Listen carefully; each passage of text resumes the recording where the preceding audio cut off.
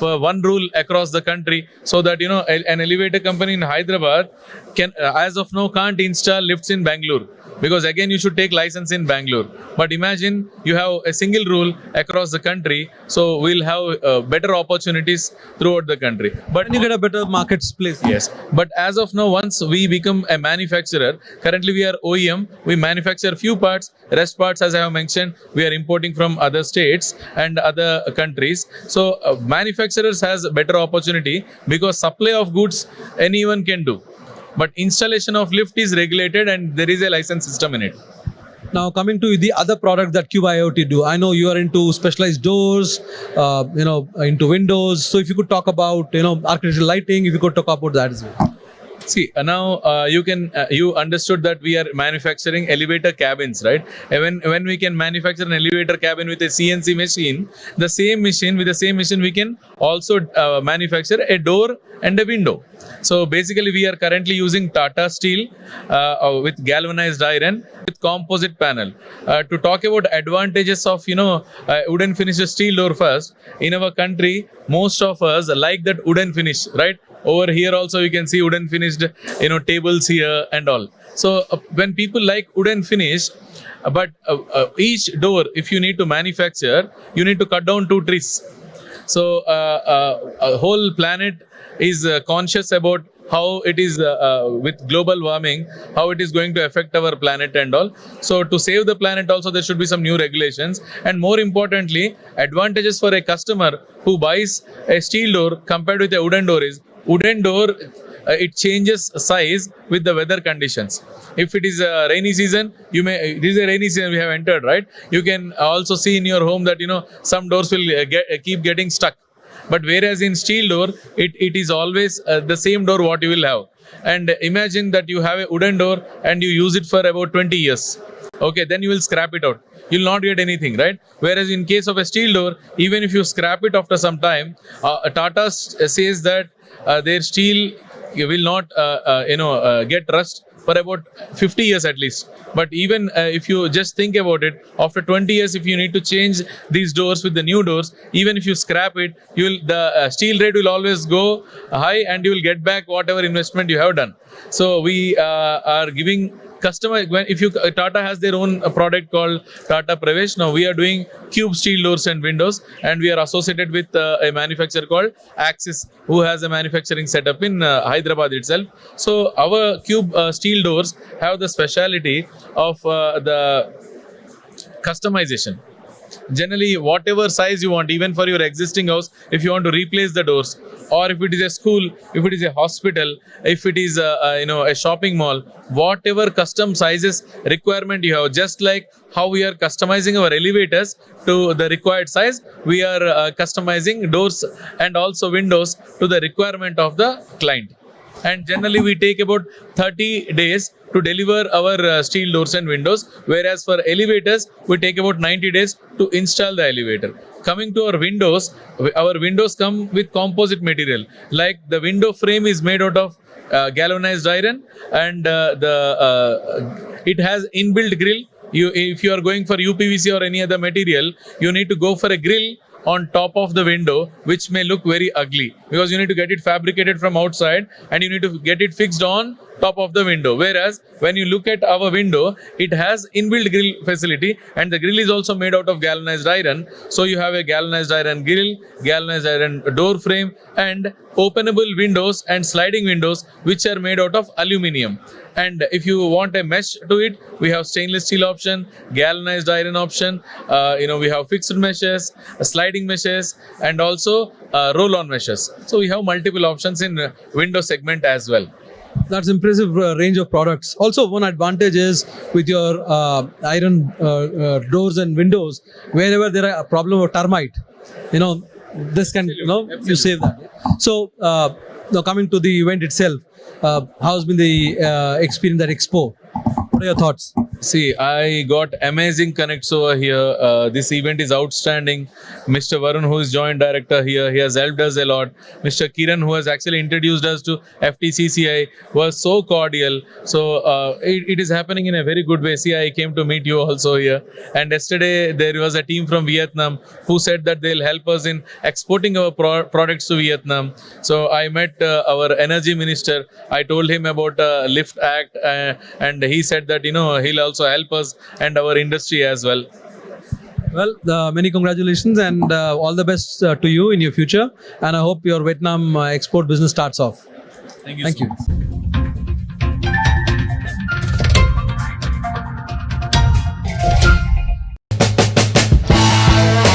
Okay, wow, it's just the first day and we still have 2 days to go. So the latest technology and innovation that's happening. The FTCC and management thought that we should also have a full-fledged startup and incubation committee.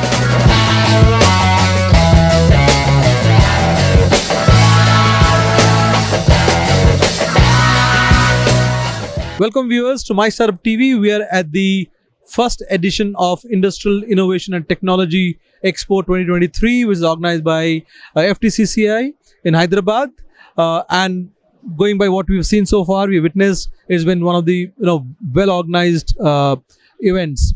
And I have with me Kathy Narane, who's the CEO of FTCCI. Welcome, ma'am. Welcome to the show. Thank you. So, first thoughts, first reaction, first event under your leadership. How do you see it? Okay, wow, it's just the first day and we still have 2 days to go. So I think the next 2 days we want to ensure that we have a lot of visitors, a lot of MSMEs who can, participate, interact with the, stall owners. So it's just the beginning. So there's no reaction as of now, but I've asked my team to continue pushing and bringing in as many members as possible. And it's been a 3 months work, isn't it? And short time, but within that, Short time. It's definitely a very short time because if you look at the FTCCI for one presidential year, we organize around 110 to 120 events in a year. And this is the first time that we've got into an exhibition sector. And definitely FTCCI is not a commercial organization like any other exhibition organizer. So we just a very neutral not-for-profit organization. However, we have to organize everything on a very sustainable way. And end of the day, the objective is the same: to empower MSMEs for connection, to bring to them the latest technology and innovation that's happening. And the objective was very simple. Definitely, we only had 3 months to work on it, and I think team has done fairly well. And we could have 130 exhibitors and a lot of visitors, as you may see. But the biggest challenge is the feedback, because I think we should be much more open to taking their feedback and what is it and what was lacking and how can we perform, how can we evolve as a better chamber, because end of the day, it's all for them. So, if we just give them an open ear, I think we'll be able to perform better. you also had a very good lineup of partners, coming from different segments. You had somebody from the passport, somebody from T-Hub, and they play a key role in FTCCI and the partnership. Yeah, they do, because I think it's the state government of Telangana has been very, very supportive towards the federation, and they really encourage all the activities that we organize. Usually we go to the industries department, you say Mr. Jayesh Ranjan or Dr. Vishnu Reddy, they're all been very, very supportive to the federation. In fact, before even we start working on any project, we go to them, seek their support, because that's the time when we really think that they'll be able to guide us well. Sometimes when we curate things, we just completely forget about what is it that we need to cater to, so that's how we get connected to the actual industry and then come back. So even from the government or the industry or the startup community or the enterprises, the feedback is very important. One, that is after the event, and one, even before we start curating the event, what are the real-time issues, the challenges, and what is it that we should do? So I think these are two learning lessons that we've been taught, and we're trying to stick to that. So And now, as My Startup TV, we are the world's first TV channel dedicated to startups. And I need to ask this question. There's a big push within FTCCI for startups also. Could you talk about that? yeah, so this was like probably I would say last year in July was the time. June, July is when, the FTCCI management thought that we should also have a full-fledged startup and incubation committee, and that's where we have the chair, the co-chair of the committee, and of course they have been tying up and signing MOUs with not just T Hub but series of, I think, other organizations. The whole exercise is, we know, everyone knows that there are specific organization, whether it's state government or private entity, but then from the federation platform, what is it that we can bring on board? And I think Industry Connect is something that we can bring on board. Mentors are something, because we have enterprises who have grown over a period of time, and today they are the big name in the industry. So that's where I think FTCC again can play a key role. So one, definitely, besides angel investors and all those, which you may find in any other, I think mentorship is one, Industry Connect is the second. And I think also we have our own FTCCI Pokarna Skill Center. So that's also something that we are very, very passionate about. And we would, we organize a lot of mentorship programs, and we would like to see many more startups come up in the future. And if FTCCI can play a small role in that, we'll be very happy. Going forward, what is the vision or what's your plan of action with FTCCI? Both in the expo sector and also reaching out or outreach. So going forward, I think what also we've realized is it's very, very important to calendar all the annual flagship programs of the FTCCI, so that we have enough time for the Industry Connect to bring right partners on board. We are planning an outbound trade delegation to Brazil in the month of October. In the month of January, we would be taking a MSME delegation to Turkey. We also have a lot of inbound trade delegation visiting us. So that's again for the promotion of bilateral trade. In terms of skilling, we have a lot of skill programs planned throughout the year, and soft skills, export import management. In fact, I'm very happy to share that yesterday we got an approval from the Ministry of Commerce and Industry for conducting 5 export import training programs in districts of Telangana. So that's what I think our president or the whole management is very keen that we extend our services to district level. So that's second. We also have our FTCCI Excellence Award that's being planned, and that's an annual award which is being given to 23 different categories. And in fact, I'm again happy to share that this year, for the first time, we we always had 22 categories, and this time we thought we will also initiate or establish the 23rd category. And SBI came forward because they've just come out with the SBI Startup Bank, and they came forward to institute this. So again, we have 23 different categories. So that's the next plan. And in terms of this exhibition, I think we would make it as our annual exhibition. So we would wait till we get the feedback from our members and then plan. But it would definitely be on technology innovation for MSME. So whether it would be again sector specific or general for the MSMEs, we'll decide on that. Well, all the very best for your forthcoming events and for the awards ceremony especially. Thank you very much.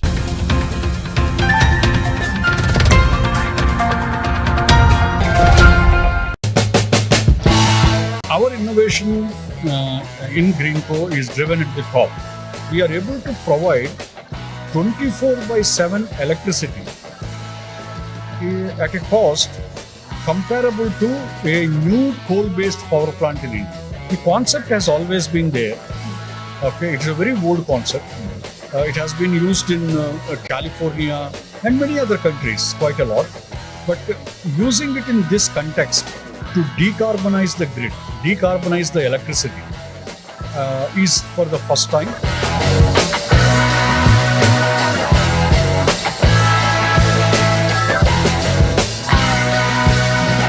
Welcome viewers to mystartuptv. We are at the High-Tech's exhibition ground where we are at the day 3 of the Industrial Innovation and Technology Expo 2023 organized by FTCCI in Hyderabad. Last 2 days has been quite exciting with a number of people coming in. The exhibitors have benefited from various connects. today I have with me a very special guest, Dr. Ram Babu, who specializes in sustainability, and he has got vast experience of 16 years in the sector. Currently, he's the advisor to Greenco Group, and also he's been the chairman for Forum for Sustainable Enterprise. Welcome, sir. Welcome to the show. Thank you. Thank you. So, Dr. Babu Garu, let's start with understanding what Greenco Group is all about.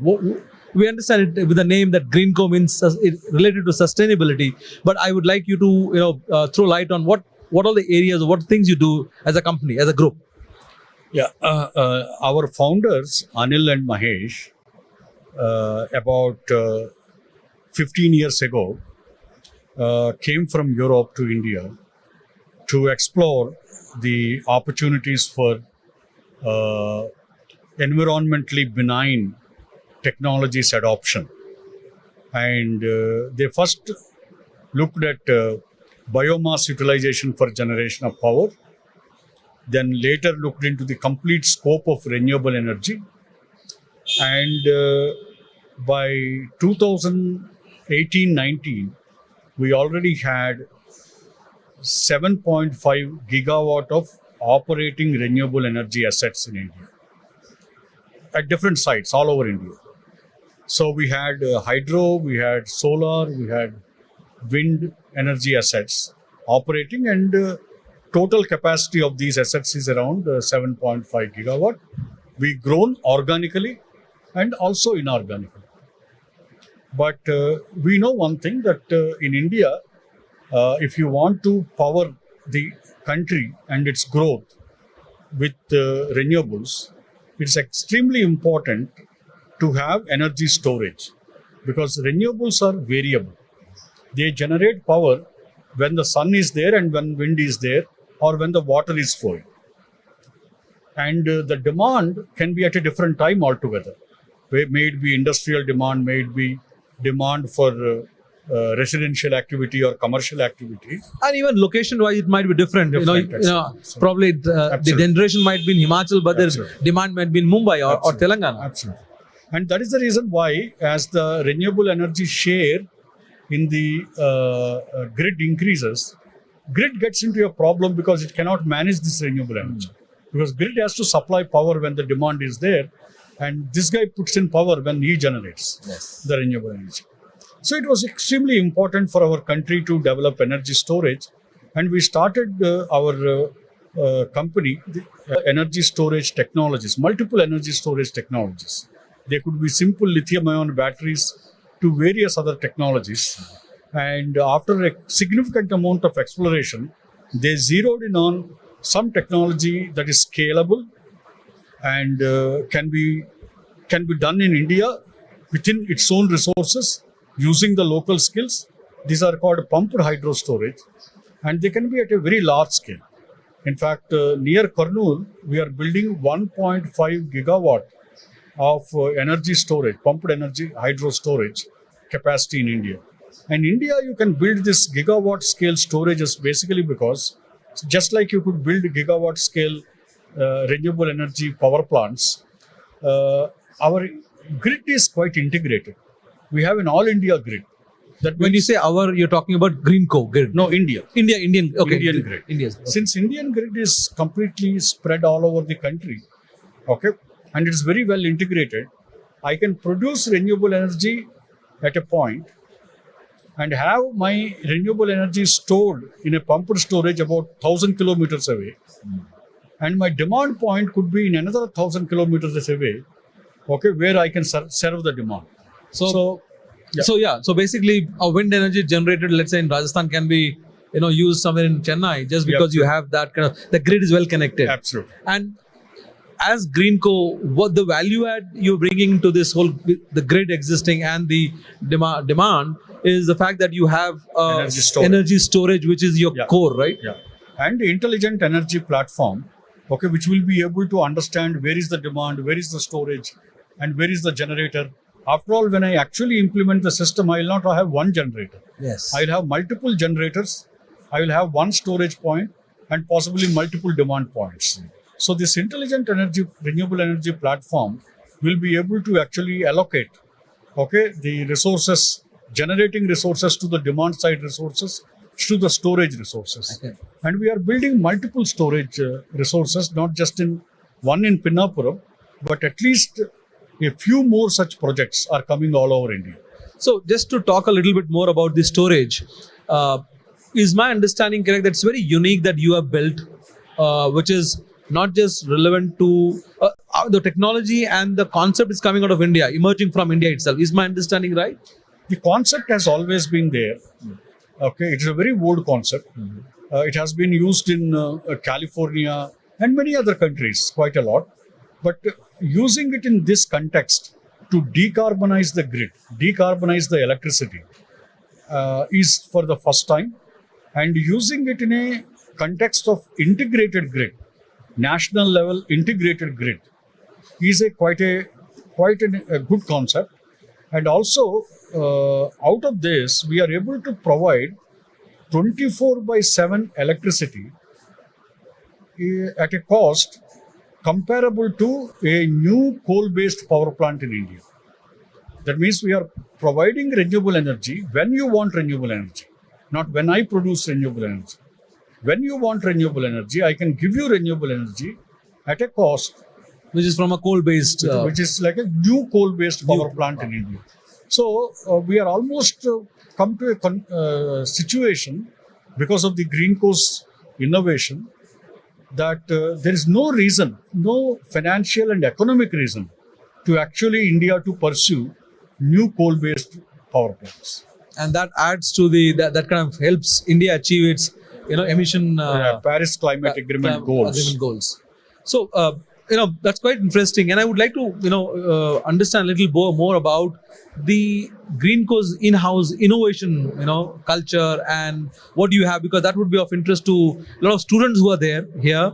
They would be able to connect with it. So if you can talk about the kind of innovation culture you have, plus how much do you invest as a company into innovation, and what's your next coming up?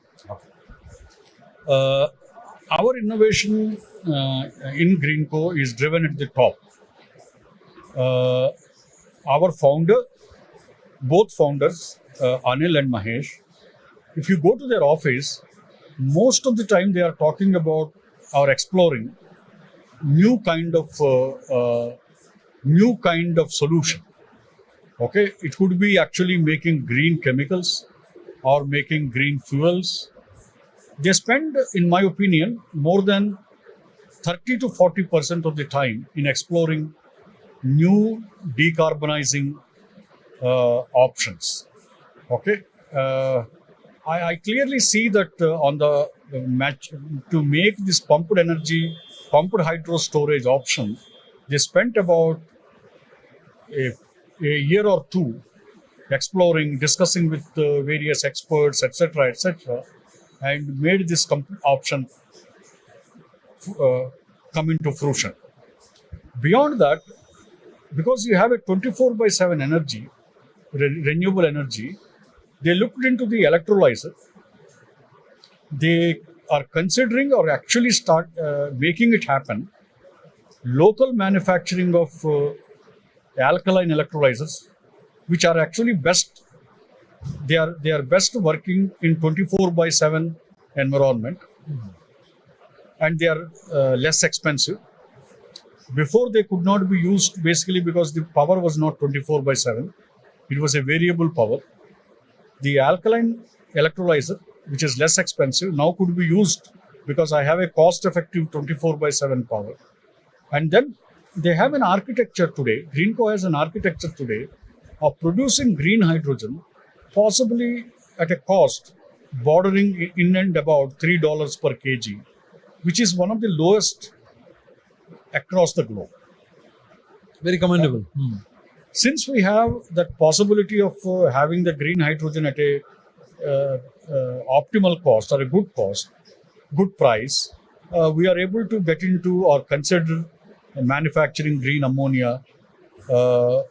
Very soon we will have a 3 million ton capacity of producing green ammonia in India and export it to Europe. And similarly, we have plans for green methanol green or sustainable aviation fuel. So we are into green fuels and green chemicals because we have a green hydrogen architecture which is quite cost effective. So if I really look into what is India's decarbonization goals under Paris Agreement and how Greenco can contribute from the business plans that we are implementing today, okay, we can almost contribute to 5% of the India's decarbonization goals under Paris Climate Agreement. That is, substantial impact you're creating, for the India's target and then leading to the global one. Global. So, what next for Greenco? What's your next vision as a company? As a company, I think we are definitely wanting to build more and more storage capacities and match that with the renewable energy capacities being built by others or by us. Okay, and then be able to supply to India's growth, fuel the India's growth with green electricity, which is reliable, affordable, and also clean. And also you are helping, with Indian forex not Absolutely. going out, Absolutely. which is very important. Yeah. Also, you're also, the Make in India thing is Absolutely. done. So you're kind of taking many check boxes out there, Absolutely. for the country. Now, one of the things that you regularly hear about is the skill, human resource. Are there any challenges in that area? And if yes, how's Greenco, addressing it? We have been, as we grew, we have been facing this challenge of having the adequate skills to support our growth of renewable assets. And we have been internally managing it and with a lot of efforts, lot of training, etc., etc. But what more importantly we have done very recently is that we look at the sustainability and decarbonization, energy transition and industrial transformation as a huge opportunity for India's knowledge workforce. So we need to equip ourselves with the skills and the knowledge so that we become the brain power for the global decarbonization and industrial transformation. So we have worked with IIT Hyderabad and founded a school, Greenco School of Sustainability. It will run, to begin with, an MTech program in sustainable engineering and also doctorate programs in sustainable engineering. And subsequently, these will be offered as a minor degrees in BTech in IIT Hyderabad, and it will also be replicated in other engineering colleges. We see that nurturing this talent around sustainable engineering and harnessing this opportunity of knowledge and skills across the globe, this opportunity could be as big or even larger than the IT opportunity that we had for India. Oh, is that what you're thinking? So this will become the next big, employment generator and also... Absolutely. We look at that. We look at that way. Basically, see, in IT, globally in the last 3 decades, we were trying to reorganize information. And with the decarbonization and industrial transformation, we need to reorganize the way that we produce energy and the way we produce materials. Information is a simpler thing. Reorganizing energy, reorganizing materials will call for much larger change. It needs to be connected. You need to connect every geography point, isn't it? Everything. And that just not as in wind, you're in solar, hydro. So it needs to cover not just the geographical point, but also up in the sky, as we down. go Right? forward, our mobility, our transportation systems should be supported by renewable electricity. Yes. Our transportation system should be supported by hydrogen or a fuel cell. And our steel has to be green. Our cement has to be green. Maybe we don't produce cement the way that we are producing today. Our chemicals have to be green. Our plastics have to be green. So we cannot net zero transformation by 2050 means the way that we are producing cement, steel, plastics, the cars, Basically impacting every part of the part. industries and manufacturing Everything and life. change. And for that, you require new knowledge and skills. Can India become one of the important resources for the globe in this new knowledge and new skills? And that is where education institutions Absolutely. and industries like you, Yeah. companies like you have to come together and kind of, roll out the Absolutely. roadmap, isn't it? That is how the Green Coast School at IIT Hyderabad will work. And as you are asking about our innovation investments, we are also investing into various laboratories. We work with CMET to develop recycling technologies. CMET is in Hyderabad. And we also work with various other research institutions to develop various technologies. As I said, at our top level, on a continuous basis, we are exploring what are the new ways of decarbonization and what are the new ways of industrial transformation. So, innovation is a very, very important part of it. Okay, we are actually supporting 75 student entrepreneurs. We are conducting at present a competition across the country, and we will select 75 student entrepreneurs by August 15th. That is the 75th year of independence of India, and we will fund those 75 student entrepreneurs. This program is called Build, and it is done along with IIT Hyderabad's innovation program. So, overall, I am saying innovation is absolutely essential for our business, and we have a good focus on it, and we are working on it. There are many congratulations on that, sir. And my next question would have been that, how Greenco is working or has plans to work with startups, because a lot of startups are currently in the in the sustainability space. Good to know that you're going to work with students. Any plans of acquiring any startups which are into sustainability, or working with, collaborating with, or offering them access to your labs or innovations so that they can also build solutions and help you in the journey, or you help them in the journey? Any plans on that, sir? With working with Indian startups which are involved in sustainability. Yeah. As of now, the initiatives that we have taken, I already explained. We are working with the Students. innovation system at IIT Hyderabad, which not only does with students but also with entrepreneurs startups. outside, startups outside. And this particular program of 75 student entrepreneurs is only for students. Only for students. Only for students.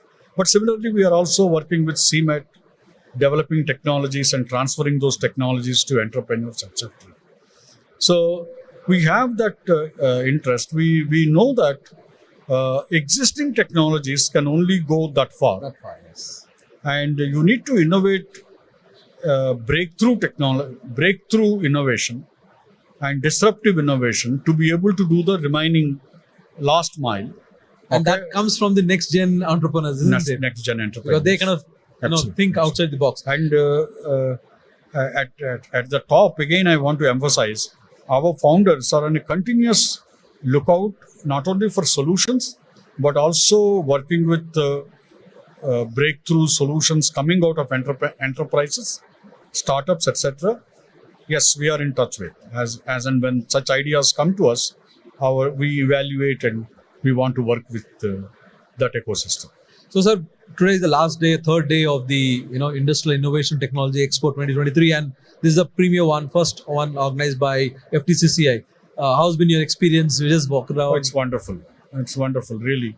I see a lot of enthusiasm, and I also see the exhibitors themselves. And a few of the exhibitors are really wonderful things that they are doing. And there is one entrepreneurial group from IIT Chennai. There is one from T-Works, and many more solutions. I think a lot of enthusiasm. I hope this will continue and grow. And Hyderabad seeming to become a innovation hub as a city. It appears that way. I think, yes, I agree with you. We have been going to many, we continuously keep covering many startup events and business events, and we can feel that. There's a lot of buzz here, a lot of things Absolutely, happening, absolutely. people coming. It's kind of becoming a melting pot for everybody. Absolutely. It is not from the just business. IT. Yes. It's not just IT. It's I'm cutting saying across sectors. Cutting yes. across sectors. I see that. Thank you, Dr. Rambabu Garu. Thank you very much for being on our show. Thank and you. we hope to see you again Definitely. sometime soon. Definitely. Thank you. Thanks a lot.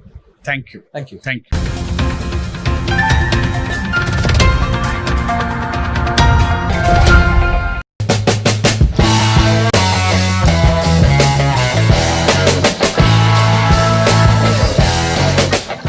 The Industrial Innovation and Technology Expo 2023, organized by the Federation of Telangana Chambers of Commerce and Industry, FTCCI, was held from 28th to the 30th of June 2023 in Hyderabad.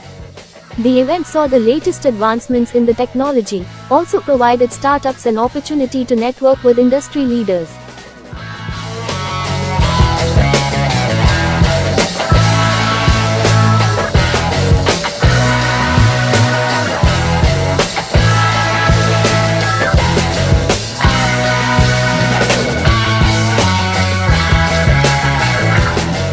Welcome to the FTCCI Industrial Innovation Technology Expo 2023. We shall soon commence the inaugural ceremony and I request all of you to please join us for the ceremony. Can we have a big round of applause for our chief guest for today, Mr. Jagdish Reddy, Honorable Minister for Energy, Government of Telangana. I also take this opportunity to invite President Mr. Anil Agarwal onto the stage, Dr. C. Tara Satyavati, Director, ICAR, Indian Institute of Millets Research, Hyderabad, Mr. Srinivas Mahakali, CEO, T-Hub, Hyderabad, Dr. E. Vishnu Vardhan Reddy, IFS, Special Secretary, Investment Promotion and NRI Affair, and Joint Managing Director, TSTPC, Mr. Dasriya Balaya, Regional Passport Officer, as well as the representative of the Ministry of External Affairs, Mr. Suresh Kumar Singhal, Vice President FTCCI, Mr. Meela Jaydev, Senior Vice President FTCCI. A very warm welcome to all of you on the stage. We also thank Government of Telangana for partnering with the FTCCI for this event. The Expo is supported by Ministry of MSME, Indian Institute of Millets Research, International Crops Research Institute for Semi-Arid Tropics, Central Food Technology Research Institute, Index of Industrial Production, Telangana State Girijan Cooperative Corporation, mystartuptv, T-Hub, PNI Hyderabad, Telangana State Renewable Energy Development Corporation, Grid Club, and Telangana State Industrial Infrastructure Corporation, TSIIC. We would also like to take this opportunity to acknowledge our sponsors, ICICI Bank, who is our banking partner, Quantum Energy Associate Sponsor for EV, 4 Solar Energy Systems Private Limited Associate Partner for the Renewable Energy, Standard Kitchen for Food Sector, Pokarna, our annual partner, Vishwarni Associate Partner, Nistala Organics, our associate partner, Dana Pani, who is handling the food court, as well as last but not the least, our title sponsor, Greenco. So a big round of applause and thank you so much to all our sponsors and partners who have come together and had this faith in the FTCCI, because this is our maiden exhibition that we are doing. Your feedback is very, very valuable and we will come back to you with that. I now invite Mr. Anil Agarwal, President FTCCI, to give the welcome address. Sri Jagdish Reddy Garu, Honorable Minister for Energy, Government of Telangana, Dr. E. Vishnu Vardhan Reddy Garu, IFS Special Secretary, Investment Promotion and Joint Managing Director of TSTPC, Dr. Mrs. C. Tara Satyavati, Director, Indian Institute of Millet Research, Sri Dasari Balaya Garu, our Regional Passport Officer and representative of MEA, Sri Srinivas Raoji, CEO of T-Hub, and all the other dignitaries on and off the dais, print and press media, ladies and gentlemen. It's very good afternoon and hearty welcome to FTCCI iTech Expo 2023. On behalf of FTCCI, I extend my warmest greetings and gratitude to each one of you for sparing your valuable time to join us for this expo. We are also happy to inform you that this is our maiden and first edition. More to come. Expo of FTCCI,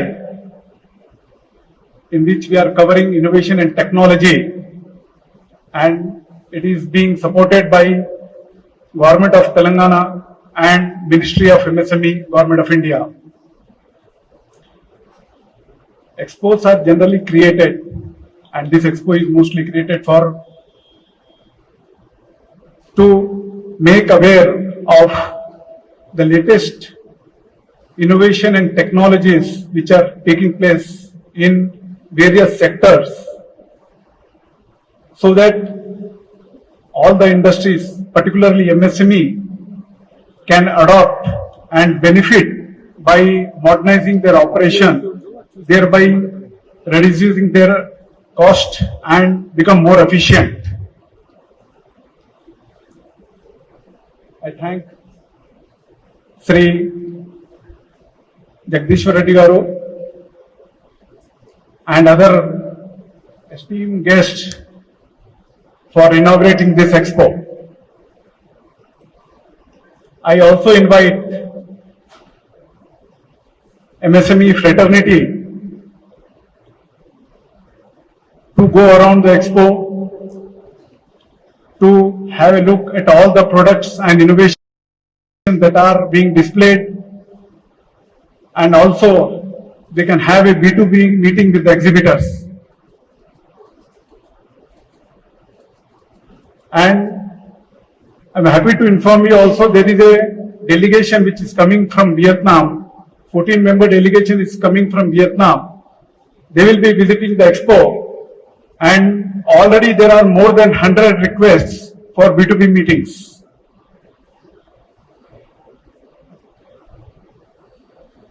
I thank all the sponsors and supporting organization for their cooperation and encouraging us for the success of this expo. Last but not the least, I also want to thank Team FTCCI and congratulate and compliment them for organizing this expo. Special thanks to Mr. Varun, our Joint Director, who is in charge of this expo along with his team, and who is well supported by our marketing department headed by Mr. Vishal Chauhan and Mr. Rajesh.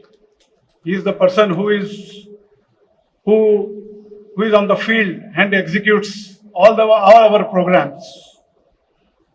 They have worked hard, and it is their dedication and hard work has resulted in this. So once again, thank you for joining us for this expo. I now invite Dr. C. Tara Satyavati, Director ICAR, for the special address. A very good afternoon to you all. Most respected Sri Jagdish Reddy Garu, Honorable Minister for Energy, Government of Telangana, Dr. E. Vishnuvardhan Reddy, IFS, Mr. Anil Agarwal, Khyati Narwani ji, Suresh Kumar Singhal ji, Mila Jaydev ji, then Dasar Balaya ji, and all other dignitaries who are present here. I'm really thankful for the organizers for inviting me to this program. All of you know that this year 2023 is International Year of Millets, and India is marching from food security to nutritional security, and all of you are aware that most of you are either troubled with blood pressure or sugar or some other ailment, because our lifestyle is so that it is hectic, stressful, and we forgot to eat what our ancestors or our grandparents are used to eat. We are totally dependent on rice, wheat, and other refined flour-based items, food items. Even if you look into the most available food products in the market, all are based on the refined flours, which are really not good for health. So, with this background, I try to bring to you that millets are the most nutritious cereal grains, and they're named as nutri-cereals because they're rich in many important nutrients, vitamins, essential elements that are really, really essential for our body. And if you look into the international export market, there is a big market, very, very big market, where there is big demand for organically grown food material and gluten-free material, gluten-free foods. Gluten, that is celiac allergy, people who are suffering with that, they can understand. There is a big international market. So India is having lot of potential because millets are grown here all over the country. Many types of millets are grown and many products are being developed from millets. We at Indian Institute of Millets Research, where I'm serving as the director, we have our own Nutri Hub, a Section 8 company where we do hand-holding of entrepreneurs, startups, and there are many products being developed and trainings are given to the people who are interested in coming up with their own employment or entrepreneurs or startups. So we give them training and handhold them and launch their products into the market, and all kinds of trainings are given there. So, if someone is interested in this gathering, who are interested in taking up millet promotion, there is good fund coming from government, MSME, and many other channels are open for this uh, taking up of exports and developing products and sending abroad based on the millets. So, if you have time and if you are interested, you can visit our institute, Indian Institute of Millets Research, or you can also visit our website. There is another website called NutriHub, which is again dealing with all these millet-based products and technologies. So, thank you all for giving me this opportunity. Really, it would be heartening to see that if there are many millet products and other things here, but the world is going towards millets and there is big market. So I request all of you to kindly look into that and tap that unexplored area and benefit. Thank you. I now invite Mr. Srinivas Mahakali, CEO, T-Hub, for the special address. Honorable Minister, sir, Anil Agarwal ji, Vishnu Reddy Garu, Sri Balai Garu, Jati Garu, Jaydev Garu, Satyavati Garu, dignitaries on and off the dais. Today is a particularly memorable day for us at T-Hub because today was the day exactly a year ago we moved into the new premises. So T-Hub was unveiled last year, and yesterday was also a particularly important day because yesterday was MSME day. Right? So two important dates for all of us, and clearly, you know, the two things I wanted to talk about is when we are, you know, the role of T-Hub we are looking at is T-Hub is a ecosystem orchestrator, enabler, facilitator. So when you're thinking of a entrepreneurial ecosystem, you need startups, you need large companies, you need funding entities, you need media, you need academic institutions, and you need large industry bodies like FTCCI to come together to build a entrepreneurial ecosystem. So I think two things which stand out is the consistent support we received from FTCCI all along. I'm also happy to, I think they announced a new category this year, the Startup Award, the 23rd category. I think it will be a big boost to our startups. Obviously, we believe that many of our startups today are micro entities. They will scale over a period of time to becoming small and then also become medium, right? So I think all the support we are getting from FTCCI by way of, for example, this event, ITEX, is a great opportunity for our startups to get market access, right? So we put together a framework at T-Hub in terms of how we can support our startups. One, of course, is methodology. Second is market access. Third is money. Fourth is mentoring, and so on. So the market access part, which today, many of our startups are here already, I think they'll get a tremendous opportunity for exposure to meet, so many B2B opportunities as well as meet, partners. So thank you for having us here, and look forward to building a very strong ecosystem for scaling our startups with the active support of FTCCI. Thank you. Thank you so much, sir. And we also would like to thank T-Hub for all the support that you've extended to our team. I now invite Dr. E. Vishnu Vardhan Reddy, IFS Special Secretary, Investment Promotion and NRI Affairs and Joint Managing Director, TSTPC, for the special address. Honorable Energy Minister Jagdish Reddy Garu, President FTCC Anil Agarwalu, Vice President Devigala Garu, Srinivas, my colleague Srinivas Garu from T-Hub, Dasri Balay Garu, Regional Passport Officer, Ms. Satyavati from ICAR, and of course Ms. Kathy, and other dignitaries on the dais and off the dais, and media colleagues. At the outset, I would like to congratulate FTCCA and bringing this big show in a very short span of, I think, less than 3 months that they have been working on. The exhibition is very impressive. There's no doubt about it, and and it's also good to know that you also have international participation. You've been able to attract and encourage international participation in the first edition itself. It's a matter of pride for everyone. I think a big applause to FTCCA and their entire team. This exhibition also happens to be special because I think this year, from Telangana government perspective, as all you know, we are celebrating the 10th anniversary of our state formation. And I think this is another area of pride which we should all, acknowledge, because the kind of achievements that government of Telangana has spearheaded is unprecedented in independent India history. It has been across all sectors. It's been holistic. It has been inclusive.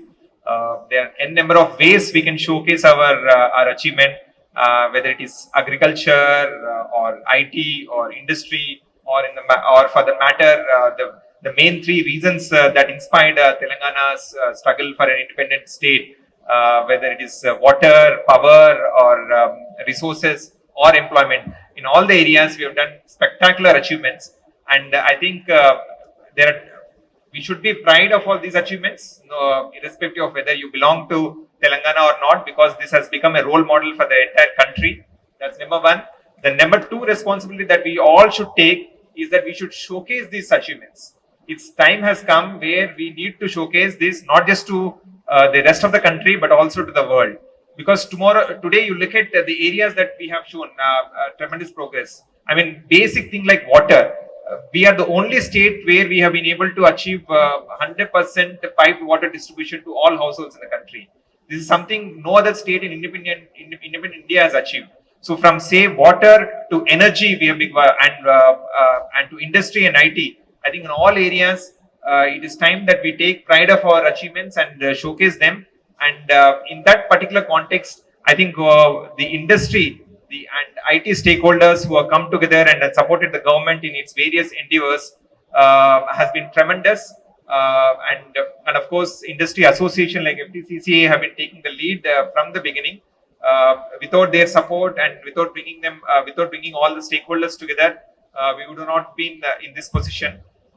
So I'm very glad that you have conceptualized this and also executed in a record short span of time. Today's topic happens to be innovation, and this is another area where again government of Telangana has done some amazing things. Mr. Srinivas, represents one of the biggest achievements that government has done in the innovation ecosystem, creating a world-class infrastructure and also process flows through an institutional framework that spreads from T-Hub to T-Works to V-Hub to RICH to TSIC. So the entire area of innovation from startups and entrepreneurship to social innovation to rural innovation, I think all the areas have been covered, and that shows the kind of forward-looking perspective that government of Telangana has exhibited in terms of promoting job creators rather than job seekers. I think while we have established ourselves as the innovation hub of the country, I think we have to ensure that in the next steps that we take, this innovation percolates across all strata of the society, and the actual benefits are in terms of social impact, are achieved in the coming years. Having said that about innovation, I should also leave with a final thought that innovation is not necessarily related to technology processes or IT processes. I think one area which our Honorable Minister K.T. Ramana sir repeatedly says is the 3I mantra, which inspires the government of Telangana is innovation, infrastructure, and inclusive growth. I think when he says about innovation, it's not just about technology or industry innovation. It's also about how governance is also innovates. The classic example here, and where I represent the industries department, is the kind of transformational policy that we have taken in terms of supporting the industry through the policy called TS iPass, which is one of the best and well demonstrated single window system in the country, which assures the right, which bestows the right on the industry to start its operations from day one without any permissions that are required from the government. I think so. Innovation is essential not just for industry but all spheres of socio-economic activity, and that is an imperative for the next generation also, because unless we inculcate that innovative thinking in our day-to-day work, whether it is education or whether it is employment or whether it is industry or IT, I think we cannot reach the ultimate goal of making Telangana and making India as a knowledge economy. I think to reach that ultimate target, I think innovation becomes the crux for everyone. And today's exposition, which showcase innovation across multiple sectors, we've seen many stalls. Minister Garu was very patient to go through all the stalls. So you could see the innovation from packaging to food processing to logistics to electronics everywhere. I mean, we've seen that, but I think more and more innovation should happen. While startups and next generation entrepreneurship will help us achieve that, even the traditional industries should also spend more energies and more efforts in incorporating R&D and trying to compete not with their counterparts in India, but try to compete with counterparts from abroad, so that slowly but steadily we become integral to global supply chains and we achieve the ultimate objective of making Telangana an industrialized economy, a knowledge economy, and achieve, as our Chief Minister says, Bangaru Telangana. So thank you once again for the opportunity, and wish you all success to organizers and to all the participants who are attending this expo. Thank you. Thank you so much, sir, for your inspiring words and also the reassurance and for the support of Government of Telangana towards the FTCCI. I now invite Mr. Dasraya Balaya, IFS Regional Passport Officer and also the representative of Ministry of External Affairs, Government of India. Good morning all, and good morning sir, the guests on the dais and the guests in the audience. It is a great day in the history of Telangana, the first ever industrial exhibition on the part of the FTCCI being conducted here. And we all know we are all celebrating the 10 glorious years of Telangana formation, and Telangana as a state achieved so many great things, and we as a passport office Telangana, we are also making so many inventions so that we can meet the requirement of the Telangana people. And whenever any industrialist, especially from this MSME sector or any small scale industry people comes to us, we all cooperating with them and giving the best possible efforts. So to match the progress of Telangana state, we from the MBA side are scaling up our operations, and we are trying to match the development and aspirations of Telangana people here. So in this process, Saturdays we started working so that the ever increasing demand post this Corona break, we have been extending our operations on Saturdays, and in the RPO Secunderabad also we opened one special counter for the daily dealing with the people. So to match with the aspirations of Telangana, we are also making our best possible efforts. And on this maiden industrial exhibition, I congratulate FTCCI and I thank all the people here. Thank you. Thank you so much, sir, for your kind words and also the support towards the FTCCI. Now, ladies and gentlemen, please put your hands together for the keynote address by Mr. Jagdish Reddy, Honorable Minister for Energy, Government of Telangana. FTCCI ప్రారంభించిన ఈ exhibition inaugural సెషన్కి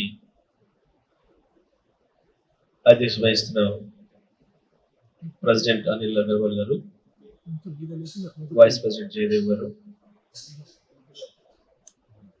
ఇతర గెస్టులు శ్రీనివాస్ మాంకాలి గారు, సత్యవతి గారు, సురేష్ గారు, విష్ణువర్ధన్ రెడ్డి గారు, బాలయ్య గారు, programme మొత్తం కూడా కండక్ట్ చేస్తూ ఉన్న ఖ్యాతి గారు, కార్యక్రమంలో పాల్గొన్న అందరికీ నా నమస్కారాలు.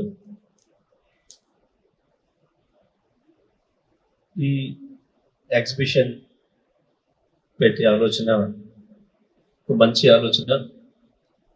కొత్త వాళ్ళని ఎంకరేజ్ చేయడానికి, కొత్తగా ఎంటర్‌ప్రెన్యూర్‌షిప్ అలవాటు చేయడానికి ఇది ఎంతో ఉపయోగపడుతుంది, అందులో సందేహం లేదు. ఈ కార్యక్రమాన్ని నిర్వహించిన FTCCIకి నేను అభినందనలు తెలియజేస్తూ, వాస్తవానికి తెలంగాణ రాష్ట్రం వచ్చిన తర్వాత వస్తున్న అభివృద్ధి, అన్ని రంగాల్లో వస్తున్న అభివృద్ధి, దానికి సంబంధించిన ఫలితాలు ప్రజలకు అందించడంలో ముఖ్యమంత్రి గారు చేస్తున్న కృషి, భారతదేశంలో అత్యంత వేగంగా అభివృద్ధి చెందుతున్న రాష్ట్రంగా తెలంగాణ రాష్ట్రం నిలబడింది అనే విషయంలో ఏం సందేహం లేదు. కేవలం 9 సంవత్సరాల కాలంలోనే 90 సంవత్సరాల అభివృద్ధిని తెలంగాణ రాష్ట్రం సాధించింది అంటే అది తప్పకుండా ముఖ్యమంత్రి గారి ఆలోచన, కేసీఆర్ గారి యొక్క విజన్, కేసీఆర్ గారి యొక్క కృషి, పట్టుదల. విష్ణు గారు చాలా విషయాన్ని ప్రస్తావించారు. అదేవిధంగా మిత్రులు కూడా చాలా విషయాలు ప్రస్తావించారు. ప్రత్యేకించి ఇండస్ట్రీస్ సంబంధించి భారతదేశంలో ఎక్కడ కూడా ఎవరి ఊహకందంత వేగంగా తెలంగాణలో, హైదరాబాద్లో ఇవాళ ఇండస్ట్రీ విస్తరిస్తుంది అంటే దానికి ప్రధానమైన కారణం మన Telangana industry and IT minister KTR గారు. కేటీఆర్ గారు ఇండస్ట్రీ మినిస్టర్గా, ఐటీ మినిస్టర్గా తీసుకోవడం అనేది నిజంగా కూడా ఈ రాష్ట్రంలో ఉండే పారిశ్రామికవేత్తలందరి అదృష్టంగా మనం భావించవచ్చు. ఇవాళ టీ హబ్ కావచ్చు, వి హబ్ కావచ్చు, మనం తీసుకొచ్చిన ఐపాస్ కావచ్చు, అనేక అద్భుతాలను సృష్టిస్తాము. కొత్త కొత్త యువత బ్రహ్మాండంగా, ధైర్యంగా ముందుకు వస్తూ ఉన్నారు. కేటీఆర్ గారు తనకున్న పరిజ్ఞానాన్ని, తనకున్న అనుభవాన్ని ఇతర దేశాలలో తను చూసి వచ్చి నేర్చుకొని వచ్చిన ప్రతి అక్షరాన్ని ఇవాళ ఇక్కడ అమలు చేస్తూ తెలంగాణ ప్రజలకి దాని ఫలితాలు ఎట్లా అందించాలని చెప్పి చేస్తున్న ప్రయత్నం ఇవాళ ఇంత మంచి ఫలితాలు ఇస్తా ఉంది. నిజంగానే తెలంగాణ ఇంత తొందరగా అభివృద్ధి జరుగుతుందని ఎవరు కూడా ఊహించలేదు, ఎవరు అనుకోలేదు. ప్రత్యేకించి విద్యుత్ రంగంలో వచ్చిన అభివృద్ధి, దానికి తోడుగా ముఖ్యమంత్రి గారు స్వయంగా ఆలోచించి తీసుకొచ్చిన ఇండస్ట్రియల్ పాలసీ, వీటిని ప్రపంచంలో మార్కెట్ చేయడంలో కేటీఆర్ గారు చూపించిన చొరవ, కేటీఆర్ గారు చేసిన ప్రయత్నం ఇవాళ వాటన్నిటి ఫలితంగా మనం ఈ స్థితిలోకి వచ్చినాం. ఇప్పటి కూడా భారతదేశంలో ఇంకా అనేక రాష్ట్రాలలో మనం విద్యుత్ కోతలు చూస్తూ ఉన్నాం. పారిశ్రామిక రంగానికి కూడా ఇంకా పవర్ హాలిడేలు ఇస్తున్న సందర్భాన్ని చూస్తూ ఉన్నాం మనం. మంచినీళ్ళ కొరకు ఇబ్బంది పడుతున్న విషయాన్ని చూస్తూ ఉన్నాం. ఈ పరిశ్రమల కనుక వెళ్ళి ఎక్కడ లేదు, తాగడానికి మంచినీళ్ళు దొరకని పరిస్థితి ఉంది చాలా రాష్ట్రాలలో. అన్ని రాష్ట్రాలు అట్లా ఉండగానే తెలంగాణ ఇంత బ్రహ్మాండంగా ముందుకు పోతుంది. ప్రత్యేకించి ముఖ్యమంత్రి గారు ఇరిగేషన్ రంగం పైన తీసుకున్న చర్యలు, ఇరిగేషన్ రంగం పైన పెట్టిన శ్రద్ధ ఇవాళ తెలంగాణను వ్యవసాయ రంగంలో కూడా భారతదేశంలో నెంబర్ 1 రాష్ట్రంగా నిలబెట్టింది. ప్రత్యేకించి సత్యవతి గారు మిల్లెట్స్ సంబంధించి ఎవరైనా ముందుకు వస్తే బాగుంటుంది అంటున్నారు. నేనే రావాలనుకుంటున్నాను. మీ ఒకసారి మీకు దగ్గరికి వచ్చి సందర్శించాలి. I want to visit your office. ఎందుకంటే మిల్లెట్స్ పండించడంలో తెలంగాణ నెంబర్ 1. అసలు ఒకప్పుడు మనం పండించినంత మిల్లెట్సే. పత్తి రాకముందు తెలంగాణలో ఎక్కడ చూసినా అవి కనిపించేది. కానీ దురదృష్టవశాత్తు అవి మాయమైపోయినాయి. పత్తి వరి వచ్చింది. మనం ఆరోగ్యానికి సంబంధించి కూడా ఎటువంటి ఇబ్బందులు వస్తాయో చూస్తున్నాం. ఇక్కడ చూసిన చాలా ప్రొడక్ట్స్ కొత్తవి కూడా చాలా చూస్తూ ఉన్నాం. ప్రత్యేకంగా ఆహారం తీసుకునేది ఆరోగ్యం కొరకు, కానీ మనం తీసుకుంటున్న చాలా రకాల ఆహారం ఆరోగ్యాన్ని చెడగొడుతూ ఉంది. మళ్ళీ ఆరోగ్యాన్ని బాగు చేసుకోవడం కొరకు మందులతో పాటు మళ్ళీ ఆహారాన్ని వెతుక్కుంటున్నాం. సో మరి తప్పకుండా మిల్లెట్స్ను పండించడానికి, ఉత్పత్తి చేయడానికి తెలంగాణలో ఎక్కువ అవకాశం ఉంది. కాబట్టి తప్పకుండా ఆ అవకాశం తీసుకొని, అయితే ప్రత్యేకంగా నేను FTCCIకి నాకు ఒక విజ్ఞప్తి.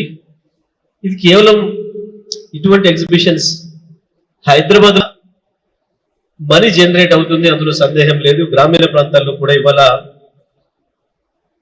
ఏ గ్రామానికి వెళ్ళినా, మీరు ఏ బ్యాంక్ అకౌంట్ ఓపెన్ చేసినా తప్పకుండా లక్ష పైనే ఇవాళ డిపాజిట్స్ ఉన్నాయి.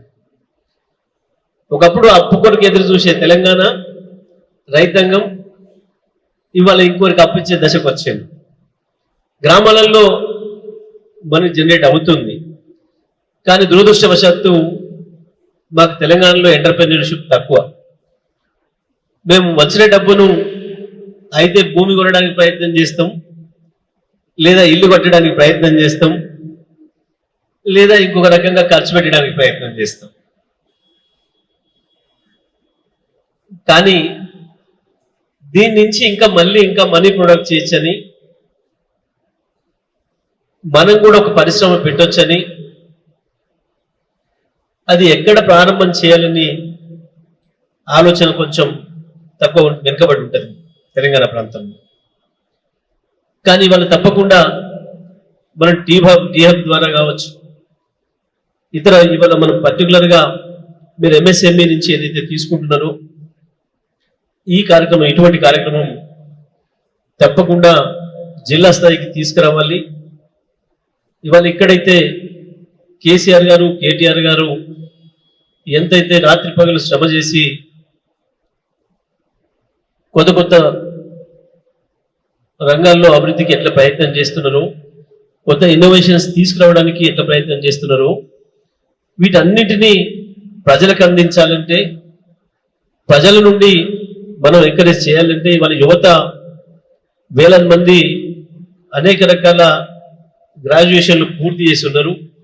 అది కేవలం వాళ్ళు ఏదో ఉద్యోగం వైపే చూసే అవసరం లేకుండా తప్పకుండా అనేక రకాల అవకాశాలు ఉన్నాయనే విషయాన్ని వాళ్ళ ముందుకు తీసుకుపోయి వాళ్ళని ఈ రంగంలోకి, MSMEలోకి తీసుకురాగలిగితే రెండు రకాల ఉపయోగం ఉంటుంది. ఒకవైపు గ్రామాలలో వస్తున్న ఆర్థిక ప్రగతి ఏదైతే ఉందో, చేపలు ఇవాళ వరి, వ్యవసాయ ఉత్పత్తులు, చేపలు, మాంసం ఉత్పత్తి, పాల ఉత్పత్తి అన్ని కూడా పోటీపడి అభివృద్ధిలోకి వస్తున్నాయి. వీటన్నింటినీ కూడా వాల్యూ యాడెడ్ ప్రాజెక్ట్స్గా మార్చడానికి, మనకి ఇంకా ఇతర ఇంపోర్ట్స్కి సంబంధించిన అన్ని అవకాశాలను మెరుగుపరచుకోవడానికి మన తెలంగాణలో అనేక అవకాశాలు వస్తున్నాయి. కాబట్టి వాటిని గ్రామీణ ప్రాంతాలకు కూడా విస్తరించడానికి, గ్రామీణ ప్రాంతాల్లో ఉండే యువతకి ఆ అవకాశాలను కల్పించడానికి తప్పకుండా FTCCI ప్రయత్నం చేయాలని చెప్పి నేను కోరుకుంటూ, మరి ఈరోజు ఇక్కడికి నన్ను పిలిచి ఎగ్జిబిషన్ ప్రారంభం చేయడానికి నాకు అవకాశం ఇచ్చిన FTCCI కార్యవర్గ సభ్యులందరూ కూడా మనస్ఫూర్తిగా ధన్యవాదాలు తెలియజేస్తూ సెలవు. జై తెలంగాణ, జై Bharat. Sir, already we have reached districts and towns of Telangana. We have organized few programs on women entrepreneurship, magazine programs, export-import management programs. So definitely we'll take your suggestion to reach to other cities and So, a big round of applause for our chief guest for such an inspiring work, and of course, Federation will take forward all the points that you have given it to us, sir.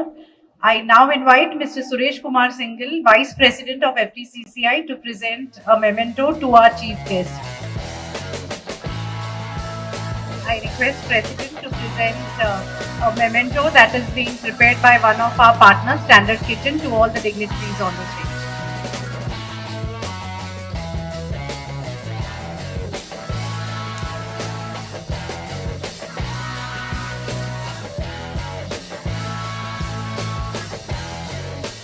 Thank you. I invite Senior Vice President to propose a vote of thanks. Very good afternoon to all. ప్రప్రదంగా FTCCIకి మాకు sponsor చేసిన వాళ్ళందరికీ హృదయపూర్వక నమస్కారాలు. వేదికను అలంకరించిన పెద్దలందరికీ హృదయపూర్వక నమస్కారాలు. ప్రత్యేకంగా మంత్రి గారు జగదీశ్వర్ రెడ్డి గారు పవర్ వెళ్ళెళ్ళగానే ఇమ్మటే ఓకే చేయదే వచ్చేస్తానన్నారు. చాలా చాలా థ్యాంక్స్ సార్ నా FTCCI తరఫున. అండ్ ప్రోగ్రామ్ మొత్తం అరేంజ్ చేసిన ఖ్యాతి గారికి thank you very much. Anil Agarwal గారు, senior vice president Suresh Kumar గారికి, అండ్ సత్యవతి గారు. సత్యవతి గారి స్పీచ్ చాలా వండర్ఫుల్గా ఉన్నది. మినిస్టర్ గారు అన్నట్టు ప్రతి గ్రామాల్లో మిల్లెట్స్ పండిస్తే ప్రపంచానికే ఎగుమతి చేసే స్థాయికి మన తెలంగాణ ఎదుగుతాము. అప్పుడు అన్ని ఎక్స్పోర్ట్స్ మ్యాక్సిమం మిల్లెట్స్ తోని మనం చేయొచ్చు. ప్రపంచంలో అందరూ మిల్లెట్స్ వాడటం మొదలుపెట్టారు. మనం కూడా మీరు ఇంకా ప్రోత్సహించి గ్రామాలలో మిల్లెట్స్ పండిస్తే అందరికీ ఇదవుతుందండి. అండ్ శ్రీనివాస్ గారు, టీ హబ్ CEO గారు, అందరూ కంప్యూటర్స్ కావాలంటున్నారు. దాంట్లో ఎవరైనా కానీ ఇన్వెస్ట్ లేకుండా కానీ ఆర్థికంగా తక్కువ ఉన్న వాళ్ళు కూడా దాంట్లో ఏమైనా కొత్త ప్రోగ్రామ్స్ చేసుకోవాలంటే 1 సీటు నుంచి 50 సీట్ల వరకు వారు అరేంజ్ చేస్తారు. ఆఫీస్ అవసరం లేదు, అన్నీ వాళ్ళే ఇస్తారు.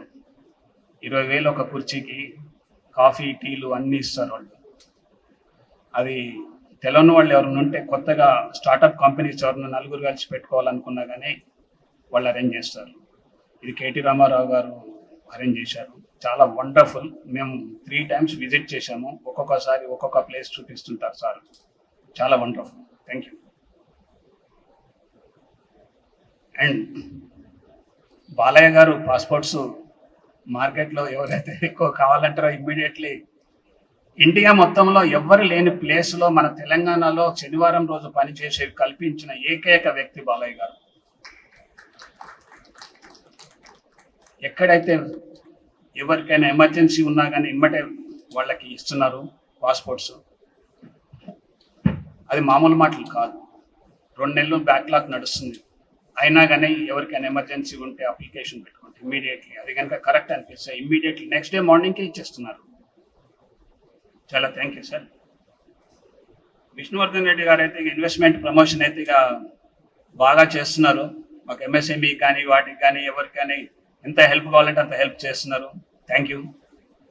వీటన్నిటికంటే ఎక్కువ ఇప్పుడు మన తెలంగాణ రాష్ట్రానికి పవర్ 9 ఏళ్ల నుంచి పవర్ అనేది ప్రాబ్లం లేదు. అంతకుముందు మేము ఎవ్రీడే ఒక ట్యాంకర్ డీజిల్ వచ్చేది. ఓన్లీ జనరేటర్స్కి ఒక ట్యాంకర్ డీజిల్ పడుతుందంటే మీరు ఆలోచించండి ఎంత ఖర్చు అవుతుందో. అలాంటిది 9 ఏళ్ల నుంచి మేము ఒక్క డీజిల్ ట్యాంక్ కూడా కరెంటు కోసం కొనలేదు. అది చాలా చాలా గ్రేట్ఫుల్, వండర్ఫుల్ అనమాట. మనకు అది సమ్మర్లో 3 నెలలు కరెంట్ లేకపోతే మా ఫ్యాక్టరీ బంద్ ఉంటే పక్క రాష్ట్రాల నుంచి ఇక్కడికి పైపులు వచ్చి అలవాటు అయిపోయి ఆ కంపెనీలే వచ్చి ఇక్కడ పెట్టాయి. అరే ఇక్కడ బాగా మార్కెట్ ఉన్నదనేది తెలియకపోయేది. ఇదివరకు పవర్ ఉన్నప్పుడు మేము సప్లైస్ ఫుల్ చేశాము. ఎప్పుడైతే మా సప్లైస్ తగ్గాయో పక్క రాష్ట్రాల నుంచి ఇక్కడికి వచ్చి అమ్మారు. అరే ఇక్కడ బాగా మార్కెట్ ఉందని వచ్చారు. తెలంగాణ గవర్నమెంట్ మంచి ప్రోత్సాహకరము, పవర్, అన్ని ప్రాబ్లమ్స్ అన్ని సాల్వ్ అయినాయి. జగదీశ్వర్ రెడ్డి గారు చేసిన కృషి, ఎవరికి ప్రతి ఇంటికి కరెంట్ అనేది ఇప్పుడు లేకుండా, ప్రాబ్లం లేకుండా అయిపోయింది. జనరేటర్ వాళ్ళు ప్లస్ యూపీఎస్ బ్యాటరీస్ అమ్ముకునే వాళ్ళు సార్ని ఏదో ఒకటి అంటుంటారు, మీరు వచ్చిన తర్వాత మా బిజినెస్ పోయింది సార్ అని. అలాంటి సిచ్యువేషన్ నుంచి బయటికి తీసుకొచ్చిన జగదీశ్వర్ రెడ్డి గారికి నా హృదయపూర్వక ధన్యవాదాలు sir. I thank you very much total staff of FTCCI. Since 3 months they are doing excellent job for this. Wonderful. This is the just born baby for this exhibition. Born baby అలా ఎలా ఉంటుందంటే నడవలేదు, అటు ఇటు తిరగలేదు, అయినా కానీ ఈ పొజిషన్కి ఖ్యాతి గారు తీసుకొచ్చారంటే చాలా థ్యాంక్స్ అండి. Next year we will try again how to walk. We will show what we are. And thank you very much for all organizing this, all the stall holders. Excellent, you will have the good business and everything. Thank you very much.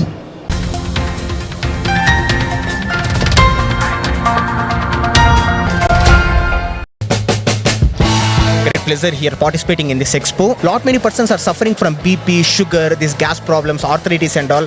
Our main concentration is we want people to be healthy.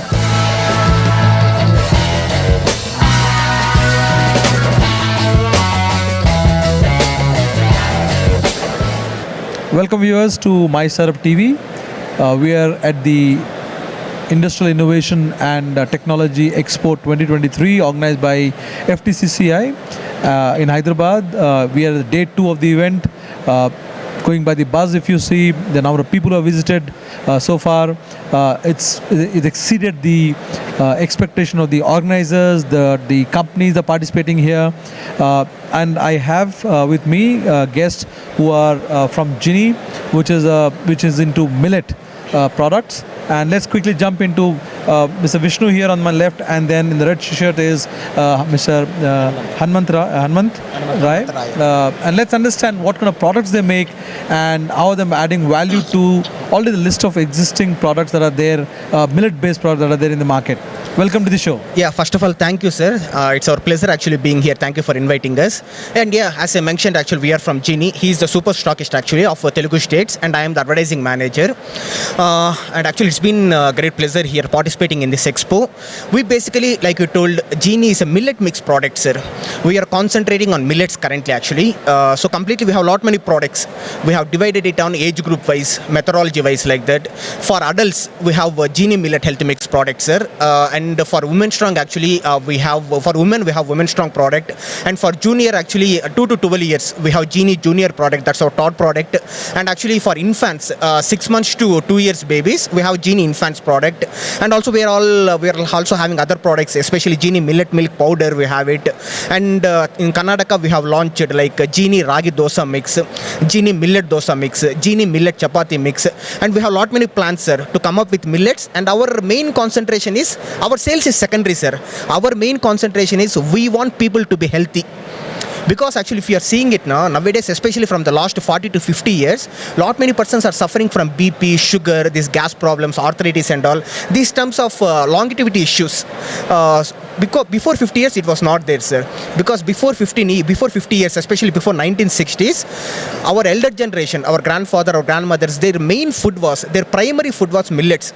They used to eat millets every session actually. All 3 sessions they used to consume millets. Yeah, but then those days, because millet was grown by, in all across India, and it was easy to access, plus the cost was not a challenge, right? Yes, but sir, today, when we commercialize the millet product, yes, of course, it is out of reach of most people. How are you positioned cost wise? Are you affordable for a lower middle class families, even rural, I would say? Are you affordable? Sir, first thing, sir, I want to tell it in two things. First thing is what you mentioned is absolutely right, sir.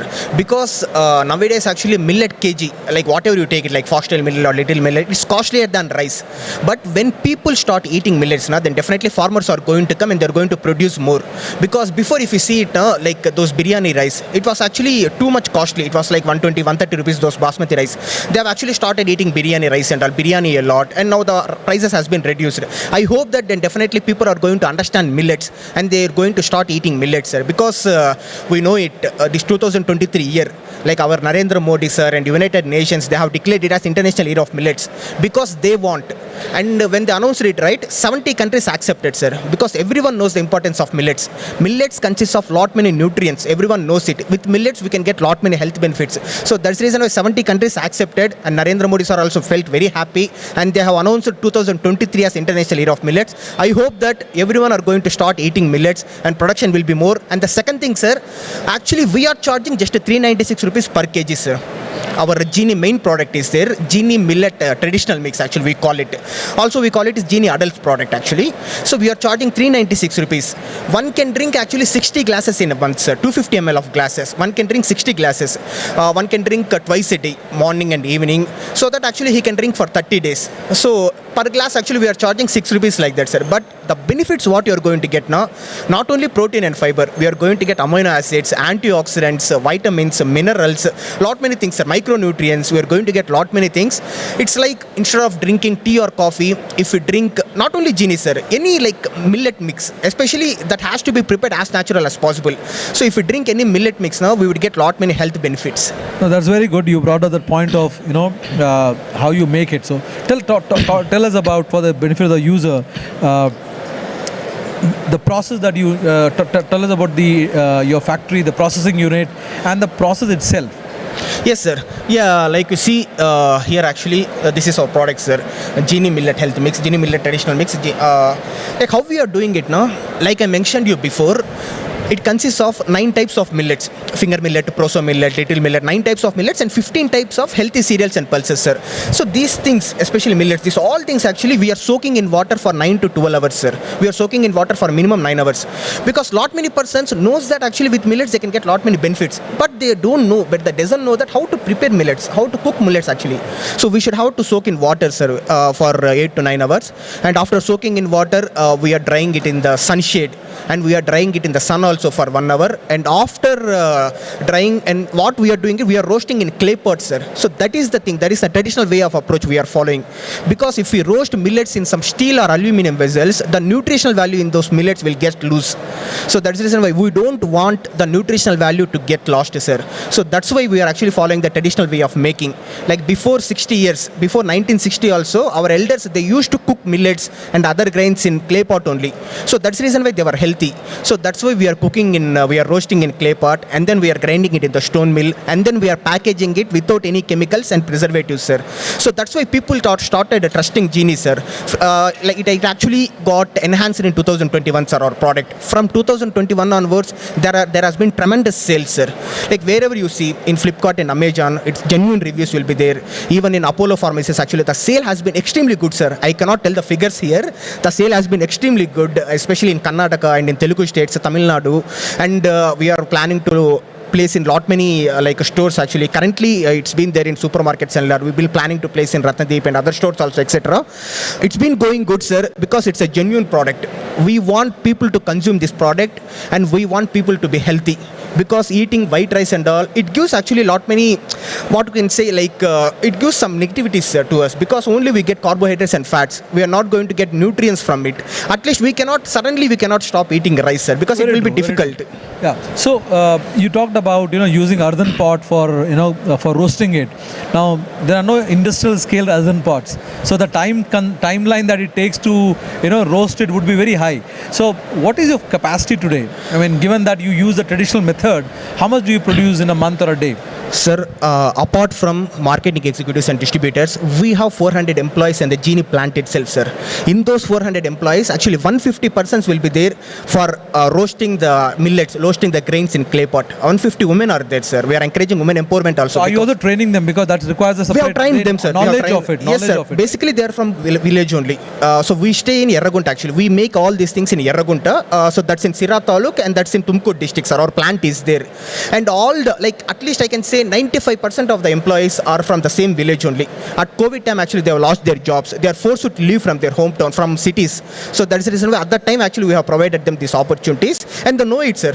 So because they're all like village persons, right? And they can roast it well. Traditionally, they understand. Yeah, probably our team might have trained them 5 or 6 days. They would have got it, so they would have grasped it so early, and they have been doing it, sir. They know it properly. They are roasting it in clay pot, so like that. So, how has been the experience, at the event? Yeah, the experience has been pretty good, sir. It's been fantastic, actually. The response. Yeah. The response actually from yesterday onwards, sir. And of course, yesterday, like we know, our energy minister actually, yes. Yesterday I was not there, but actually my team has given me this information, and he told that actually, like, I'm happy about this product. I'm happy about the innovation you have. You picked up about millets. We would have picked some other things also. Some, what we can say, some non-healthy, some business-going things we would have picked up. But actually, our MD Dilip, sir, he's actually more concerned about this thing. So, okay, we are doing business, we are accepting it, but actually our primary intention is we want people to eat millets and to be healthy. Millets, everyone has to know like that. So that's the reason why our production is like 6,000 kgs, sir, per day. It's been there like that, yeah. Thank you very much. Yeah, thank you for your time, sir. Thank you, sir. Thank you.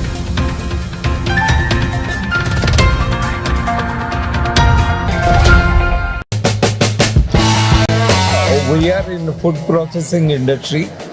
We are doing seasonal fruit, 6 varieties of seasonal fruit. In India, in an unorganized sector, we are the first in India. By to yesterday, today many people have come to my stall.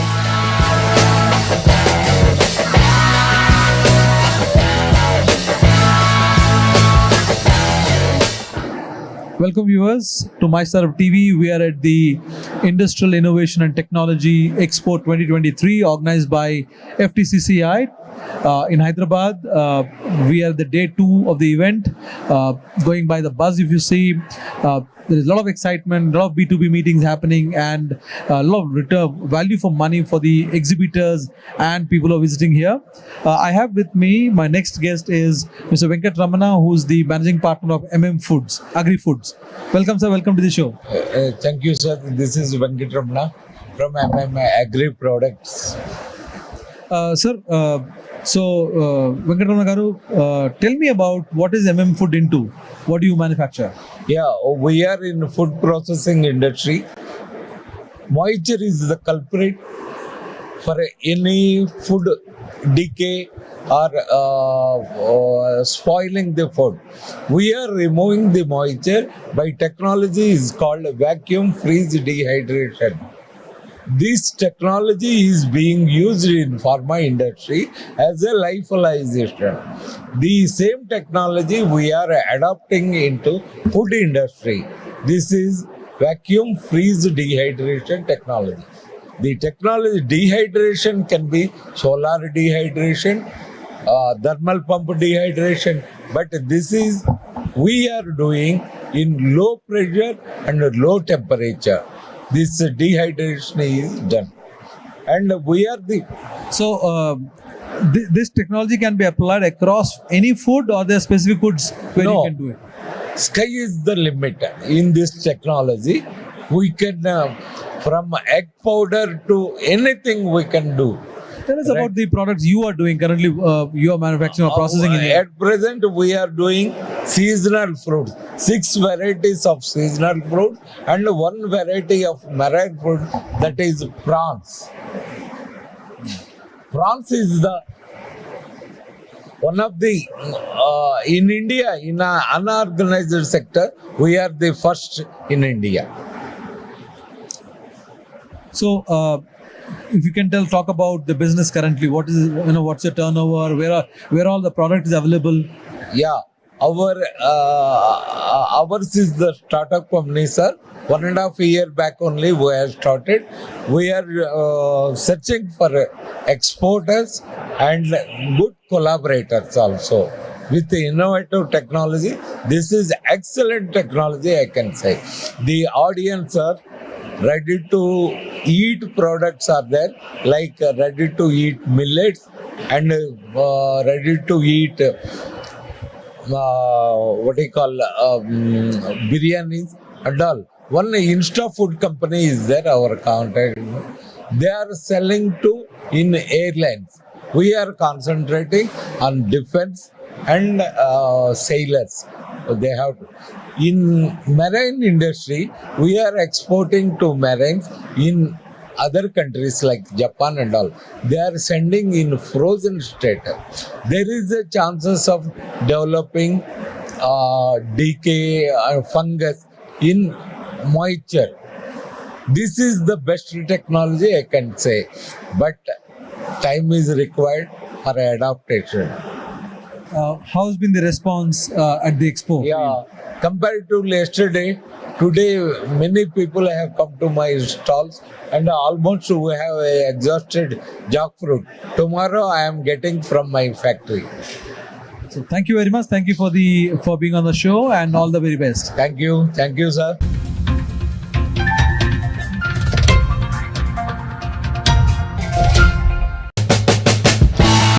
This is the first expo, first edition Maiden Expo of FTCCI. I think great opportunity for both the countries. Seeing the response and seeing the suggestion from the minister, definitely we will reach out to other districts and tier 2, tier 3 cities.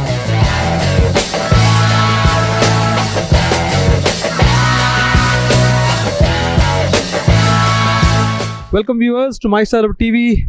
We are at the first edition of Industrial Innovation and Technology Expo 2023, which is organized by FTCCI in Hyderabad. Well, what I see here is a lot of people, great stall. There's a delegation from Vietnam, and I have with me to share what's going on, how the event went around. President of FTCCI, Mr. Anil Agrawal. Sir, welcome to the show. Oh, thank you. So, first reactions, Pala edition, first expo.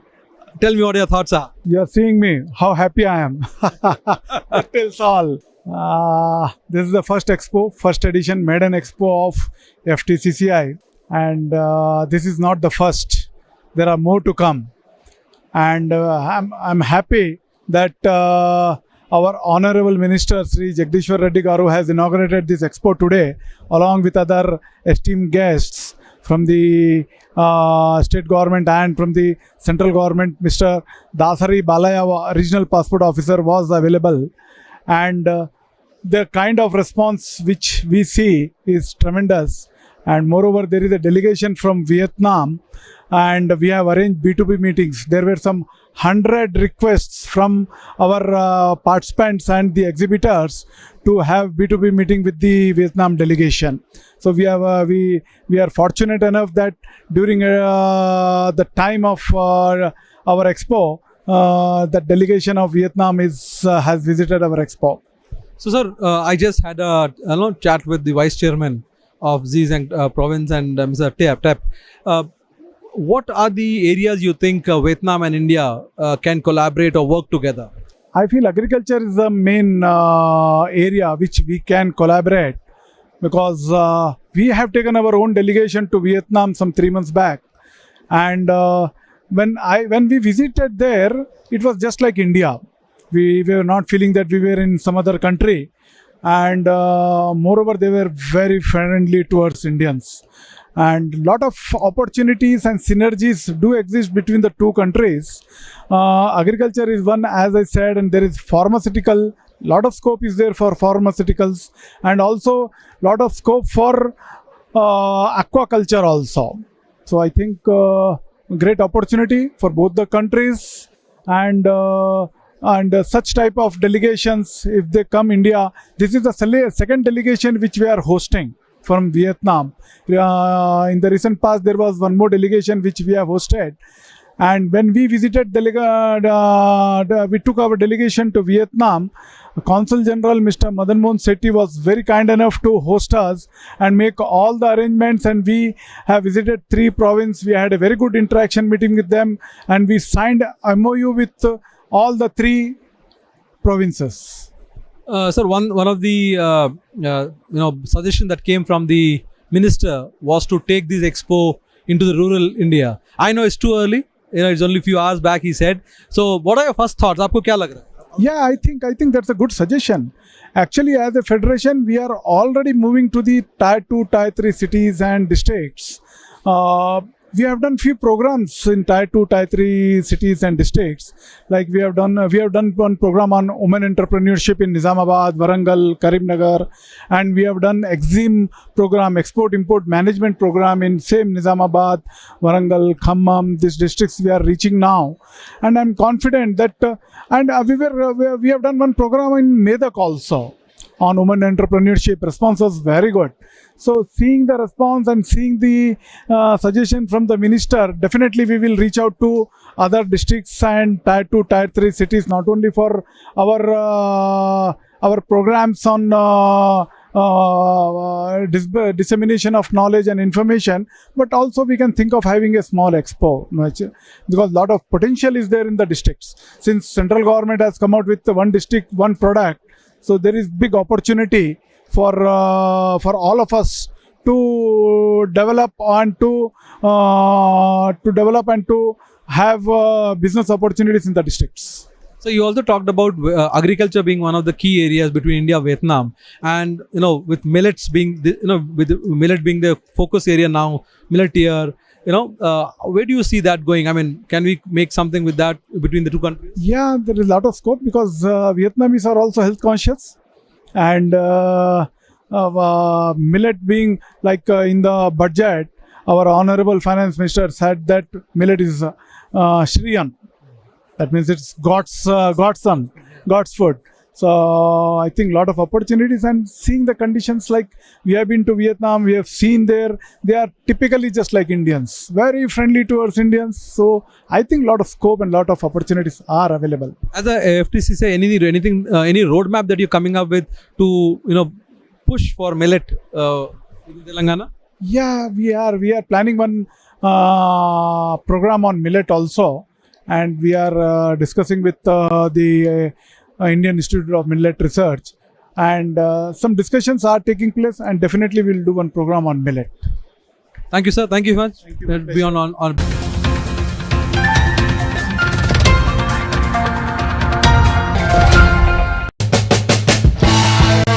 Ready to eat food product जो है veg और non veg में है. हमारे product में जो है ना हेल्थ को नज़र में रखते हुए right now we are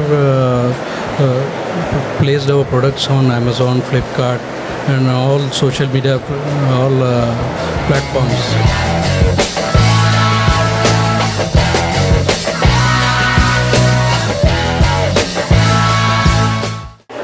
Welcome viewers to mystartuptv.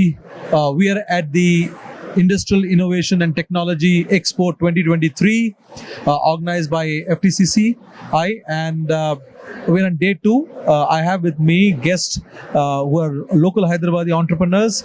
Afzal, who's SM Afzal, who's the founder of the company, and his partner, Mr. Mateen. They are also the sponsor for the event, and the company goes by Standard Kitchen Ready to Eat Food. Let's understand what the company does, what kind of food product they make, and how has been their experience being part of the expo. नमस्कार, सलाम अलैकुम, ईद मुबारक आप दोनों को. आपको भी ईद मुबारक sir. So Afzal ji, जो standard food ready to eat की बात कर रहे हैं हम जी, अभी एक नया चैन आ चुका है जिसमें रेडी टू ईट फूड को लेकर काफी डिमांड है.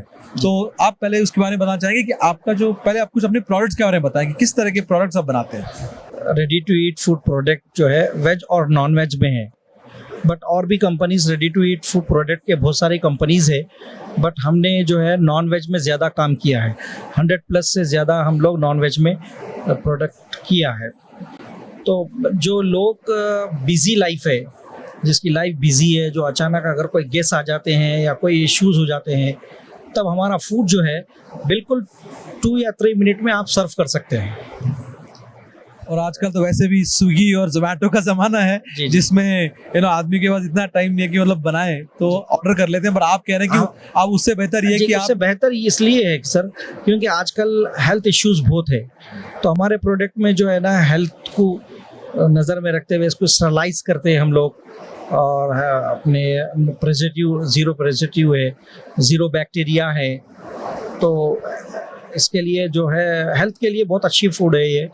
आप अगर फूड लवर्स के लिए बहुत अच्छा मौका है हैदराबाद में, जो 100+ नॉन वेज में हम लोग प्रोडक्ट लेकर आए हैं। तो एक बात जो सबसे इम्पोर्टेंट हो जाता है फूड के मामले में जब हम बात करें, एक तो आपने क्वालिटी की बात कर दी, सेफ्टी की बात कर दी फूड में, आप 100+ प्रोडक्ट की बात कर रहे हैं। आप बता सकते हैं कि मतलब हैदराबाद जैसे सिटी में बिरयानी के अलावा ऐसा क्या प्रोडक्ट जो आप लोगों का जो सबसे ज़्यादा बिकता है? हलीम है, बटर चिकन है, दाल मखनी है, पालक पनीर है, पनीर बटर मसाला है, वेज बिरयानी है।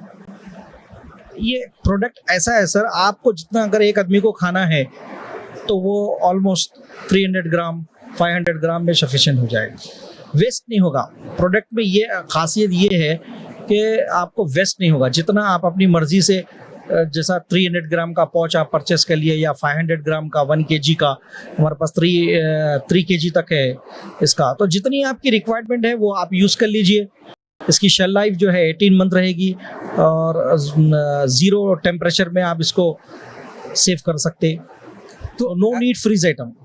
तो ये जो जब भी एक रेडी टू कुक आइटम होता है और जिसमें लॉन्ग शेल्फ लाइफ हो, जैसे आप 18 मंथ्स की बात कर रहे हैं, उसमें फिर प्रिजर्वेटिव का इस्तेमाल करना पड़ता है। प्रिजर्वेटिव सर, स्टरलाइज करके इसके बैक्टीरिया को हम मार देते हैं, तो ये फूड सेफ हो जाता है, इसकी लाइफ बढ़ जाती है। तो आप ये कह रहे हैं कि जो आपका फूड प्रोडक्ट है जिसमें कोई प्रिजर्वेटिव नहीं है, बिल्कुल, क्योंकि आपका टेक्नोलॉजी आप यूज कर रहे हैं वो ऐसा है जिसमें कि बिना प्रिजर्वेटिव के आप स्टिल लॉन्ग लाइफ दे रहे हैं। यस। तो अगला सवाल ये है इम्पोर्टेंट, जो एक फूड लवर के लिए हो जाता है, वो है टेस्ट। यस। क्या मुझे वो घर का खाना का टेस्ट आएगा? बिल्कुल सर। आप जब खाना, अगर मैं आपको रेडी टू ईट का फूड प्रोडक्ट का कोई आइटम अगर आपको मैं पेश कर दूं बताए बगैर कि ये रेडी टू ईट है, तो मैं आपको 100% बताऊंगा कि आप महसूस ही नहीं करेंगे ये कि मेरी फैमिली में मैं अपना टिफिन बॉक्स खोल के खा रहा हूँ खाना। कुछ फूड हमने कोशिश किया रेडी टू ईट, खासकर जो पैकेट्स में आती हैं, तो उसका एक अलग सा टेस्ट निकल के आता है जी, है ना वो। अच्छा, अब मतीन जी आपसे पूछना चाहूँगा, करंटली आप लोगों का मार्केट साइज कितना है? मतलब कितना आप किस जगह में आप अपना बेच रहे हैं? क्या वो सिर्फ हैदराबाद में है या ऑल ओवर इंडिया है, और कितना टर्नओवर है आपका? So right now we are placed our products on Amazon, Flipkart and all social media, all platforms. अभी जैसे फूड इंडस्ट्री है, बहुत बड़ी इंडस्ट्री है, हम इसको और दूसरे स्टेट्स में भी ले जाना पसंद करेंगे। अब we are preparing traditionally Hyderabadi style food, veg and non veg में है। आपको जो है इन फ्यूचर नेक्स्ट 6 मंथ्स का जो हमारा टारगेट है, मुंबई को कवर करना है, दिल्ली को कवर करना है, इन फ्यूचर आपको मिलेगा। तो क्या किस तरह का मॉडल आप कर रहे हैं? क्या आप फ्रेंचाइजी होगा, डिस्ट्रीब्यूशन होगा, डिस्ट्रीब्यूटर अपॉइंट करेंगे या खुद का आपका आउटलेट रहेगा? क्या मॉडल लेके जा रहे हैं? Everything is not possible by a single company. We will appoint some distributors and they will look after it. Would you like to share for the benefit of people out there, our viewers, and probably out of them some potential business owners who might want to become your distributor, as to what would be the terms? अगर आपने कुछ decide किया हो कि अगर कोई आपका distributor बनना चाहता है, if somebody wants to become your distributor, what could be the basic terms and investment required? Yeah, basically if they are going with which segment first, non-veg segment, veg segment, or sweet segment, or ready to cook segment. We are having 4 segments. It depends upon which segment they would like to go state wise. So we can give them like 30 to 35% and this thing. And what kind of investment they have to do? They have to make a minimum of 5 CR. 5 CR? Yes. So that is for stocks or for setting up the factory? No, that is for stocks. Setting up everything is different. We'll provide them everything, complete support, marketing support, and offline support, whatever support they require, we'll provide them. And currently, in how many cities are your products are available? Currently, we have in Telangana, and we are working with the Mumbai-based company and Delhi-based company, and we have already exported our product to Canada and Saudi also. You can check out in YouTube on our channel. It has been placed in multiple supermarkets. All videos are available. So, Afzal जी आपसे पूछना चाहूँगा कि जो अभी आपका जो अगला, क्योंकि आपका 100 प्रोडक्ट्स हैं, तो इसका मतलब जो आपने जो सेटअप किया होगा फैक्ट्री सर, वो भी काफ़ी एक तो उसके बारे में थोड़ा बताना चाहेंगे कि किस तरह का सेटअप है आपका, कितना इन्वेस्टमेंट किया है आप लोगों के फूड प्रोसेसिंग प्लांट में? फूड प्रोसेसिंग प्लांट में जो हम लोग अभी तक जो है 15 CR तक इन्वेस्टमेंट कर चुके हैं, बट ये टेक्नोलॉजी जर्मन की टेक्नोलॉजी है और डेवलपमेंट के लिए बहुत सारा न्यू फीचर्स आते रहते, उसको चेंजेस लाना रहता, जैसा पैकिंग मशीन्स है, कुकिंग और रिटॉर्ट मशीन्स, ये सब। क्या इंडिया में कोई ऑर्गेनाइजेशन के साथ में आप मिल के काम कर रहे हैं for development of the product, या आप खुद ही अपना इन हाउस डेवलपमेंट करते हैं? इन हाउस, अभी तक तो इन हाउस है, आगे हम प्लान करेंगे अभी। और आप लोग ये इस इवेंट के स्पॉन्सर्स भी हैं, तो आप लोग कैसा रेस्पॉन्स रहा आज डे 2 को? FTCCI एक प्लेटफॉर्म ऐसा है सर कि जो भी काम शुरू करना है इस प्लेटफॉर्म से करना है, तो अपने आप को इंट्रोडक्शन कराना है, इंडियन मार्केट हो या एक्सपोर्ट मार्केट हो, ये बहुत अच्छा प्लेटफॉर्म है। इससे हमको काफ़ी फ़ायदा हुआ, हमको कई इस प्लेटफॉर्म से हमारे कई अच्छे कस्टमर्स जुड़े हैं। मैं बहुत बहुत थैंक्स करना चाहूँगा FTCCI और ऑल स्टाफ, बहुत स्पेशली वरुण सर बहुत अच्छे कोऑपरेटिव है। वैसे तमाम लोग हमको शुरू से ही, हम जब से मेंबर बने हैं, हमको गाइड करते रहते हैं सर। चलिए, बहुत मेहरबानी और आपको मुबारक और all the very best future आपके मार्केट के लिए। Thank you very much.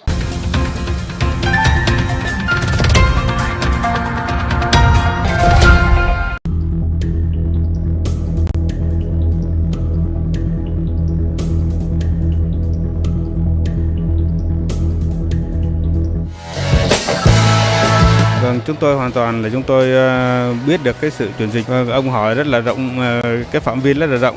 Qua tìm hiểu kỹ thì các doanh nghiệp sẽ tỉnh Gia Lai cũng thế mạnh. Thì tỉnh Gia Lai hiện nay đang có, bản thân tôi cảm nhận thì tôi thấy rất là để góp phần vào sự phát triển của kinh tế xã hội của tỉnh Gia Lai chúng tôi.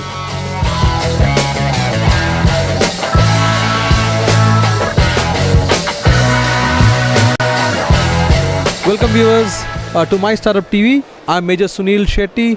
We are currently at the first edition of Industrial Innovation and Technology Expo 2023, which is being organized by FTCCI in Hyderabad.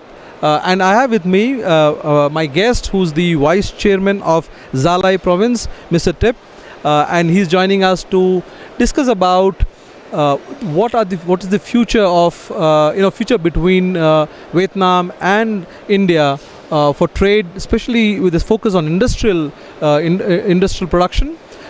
Though his comments will be more focused about Zalai province, but he'll also give us a general view of how he sees India-Vietnam relationship going forward.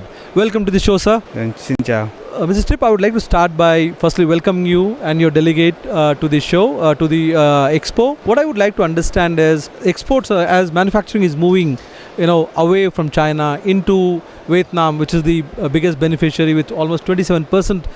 Theo như cái chuyển dịch kinh tế ngày hôm nay và thời điểm hiện tại thì các cái chuyển dịch kinh tế đang chuyển dần ra khỏi Trung Quốc và chuyển dần vào Việt Nam và Ấn Độ, thì ông cảm thấy là cái điều này sẽ tiến tới bao xa nữa và nó sẽ mở rộng như thế nào để tạo ra các cái lợi thế cho Việt Nam? Vâng, chúng tôi hoàn toàn là chúng tôi biết được cái sự chuyển dịch và chúng tôi cũng biết là chúng tôi sẽ phải chuẩn bị những cái gì.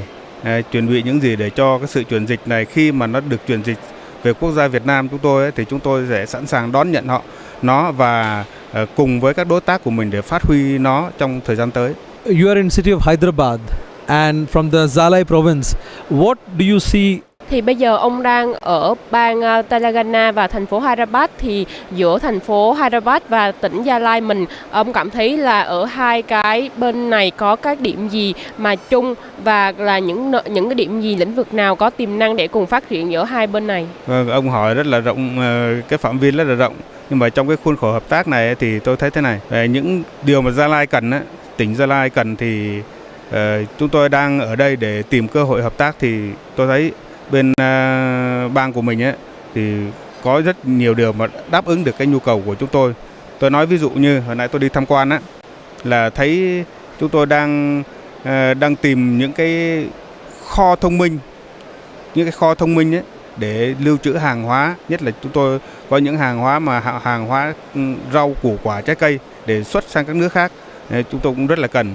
Ví dụ thứ hai nữa là đó là cái quản trị về kinh doanh, đấy, quản trị về doanh nghiệp và các phần mềm về quản trị đấy thì chúng tôi cũng thấy rất là hữu ích cho đợt chuyến công tác này của chúng tôi.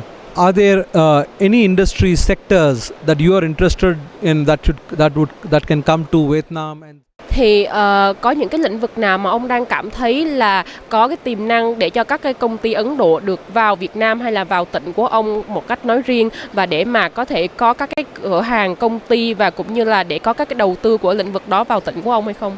Vâng, tôi tất nhiên là sau này nếu mà qua tìm hiểu kỹ thì các doanh nghiệp sẽ tìm hiểu kỹ, nhưng mà qua tôi đánh giá sơ bộ rồi qua ý kiến của các doanh nghiệp với các ông mà ở các cơ quan đại diện về thương mại thì từ hôm qua đi bang Tamil Nadu phải không? Hôm nay sang bên này thì tôi thấy những cái cơ hội mà có thể hợp tác sắp đến mà có thể qua tìm hiểu mà nó phát huy hiệu quả ngay, đó là cái áp dụng cái công nghệ này vào phát triển nông nghiệp công nghệ cao tại Gia Lai, bởi vì hiện nay Gia Lai là đang hướng vào cái công nghệ cao, nông nghiệp công nghệ cao để hướng tới các thị trường xuất khẩu như Mỹ, Nhật, Hàn Quốc, Trung Quốc. Well, you already mentioned agriculture and food, in your conversation. Spices is a big thing from Vietnam, right? Thì ngoài các cái về nông sản mà ông vừa trình bày thì gia vị cũng là một cái lĩnh vực mà rất là mạnh của Việt Nam, và cũng là Ấn Độ cũng rất là mạnh về cái mảng gia vị. Thì ông có thể cho biết là có một cái tiềm năng hay là một cái cơ hội nào để có thể Việt Nam và Ấn Độ cùng làm trong cái ngành mà gia vị này không? Vâng, ngành đấy là một ngành mà tỉnh Gia Lai cũng có thế mạnh. Vì tỉnh Gia Lai hiện nay đang thực hiện cái chương trình là phát triển cây dược liệu. Cây dược liệu có thể dùng trong các ngành như thực phẩm này, rồi ngành về thuốc chữa bệnh theo y học cổ truyền của Ấn Độ tôi nghĩ cũng rất là cần, và của Trung Quốc cũng rất là cần, và Việt Nam thì hiện nay đang phát triển cái dược liệu. Vâng. You're at the expo. What's your Thì hôm nay ông có thể cho biết một số cảm nghĩ khi mà tham dự cái buổi triển lãm hôm nay, và cũng là có một số đôi lời với các cái công ty doanh nghiệp Ấn Độ đã hôm nay ạ. Hôm nay là bản thân tôi cảm nhận thì tôi thấy rất là mừng và rất là hãnh diện cho bản thân, vì tôi bước vào đầu thành phố, tôi xuống sân bay tôi thấy một cái sự ngăn nắp, một cái sự phát triển ngăn nắp của một đô thị phát triển, và chúng tôi qua cảm nhận ban đầu đấy, chúng tôi rất là tin tưởng vào những đối tác mà hôm nay được chúng tôi gặp mặt, và chúng tôi hy vọng rằng là cái sự phát triển này, sự kết nối này sẽ được phát triển tiếp trong tương lai sắp tới. About startups, because we are a channel, we are world's first dedicated channel for startups. Thì tôi xin có thêm một câu hỏi, đó là tôi là từ một cái kênh về các startup, thì có thể nào ông cho tôi biết các cái cơ hội hay là một tiềm năng để mà các startup của Việt Nam và startup của Ấn Độ có thể là hợp tác với nhau trong tương lai không? Để góp phần vào sự phát triển của kinh tế xã hội của tỉnh Gia Lai chúng tôi, thì đối với lại cơ quan chuyên môn của Ủy ban nhân dân tỉnh thì Sở Kế hoạch Đầu tư cũng đã triển khai và cũng đã thực hiện nhiều cái hội nghị xúc tiến đầu tư, hội nghị xúc tiến du lịch, và đã diễn ra tại tỉnh Gia Lai cũng như ở tại thành phố Hồ Chí Minh và Hà Nội, và vấn đề đó cũng tỉnh của chúng tôi rất là quan tâm và tiếp tục duy trì thường xuyên, và mong rằng qua cái cầu nối đó thì doanh nghiệp giữa Ấn Độ và Việt Nam có điều kiện giao lưu và gắn kết với nhau phù hợp với cái mục đích, mục tiêu của kinh doanh của mình. Trên cơ sở đó thì sẽ đối với lại chính quyền của tỉnh Gia Lai thì hết sức là ủng hộ đối với các doanh nghiệp, đồng hành cùng doanh nghiệp để cùng nhau hợp tác đầu tư phát triển kinh tế xã hội của tỉnh Gia Lai ngày một tốt hơn. Thank you, Mr. Tep. Thank you very much for being on the show. Thank you, sir. And thank you for the translations. Thank you.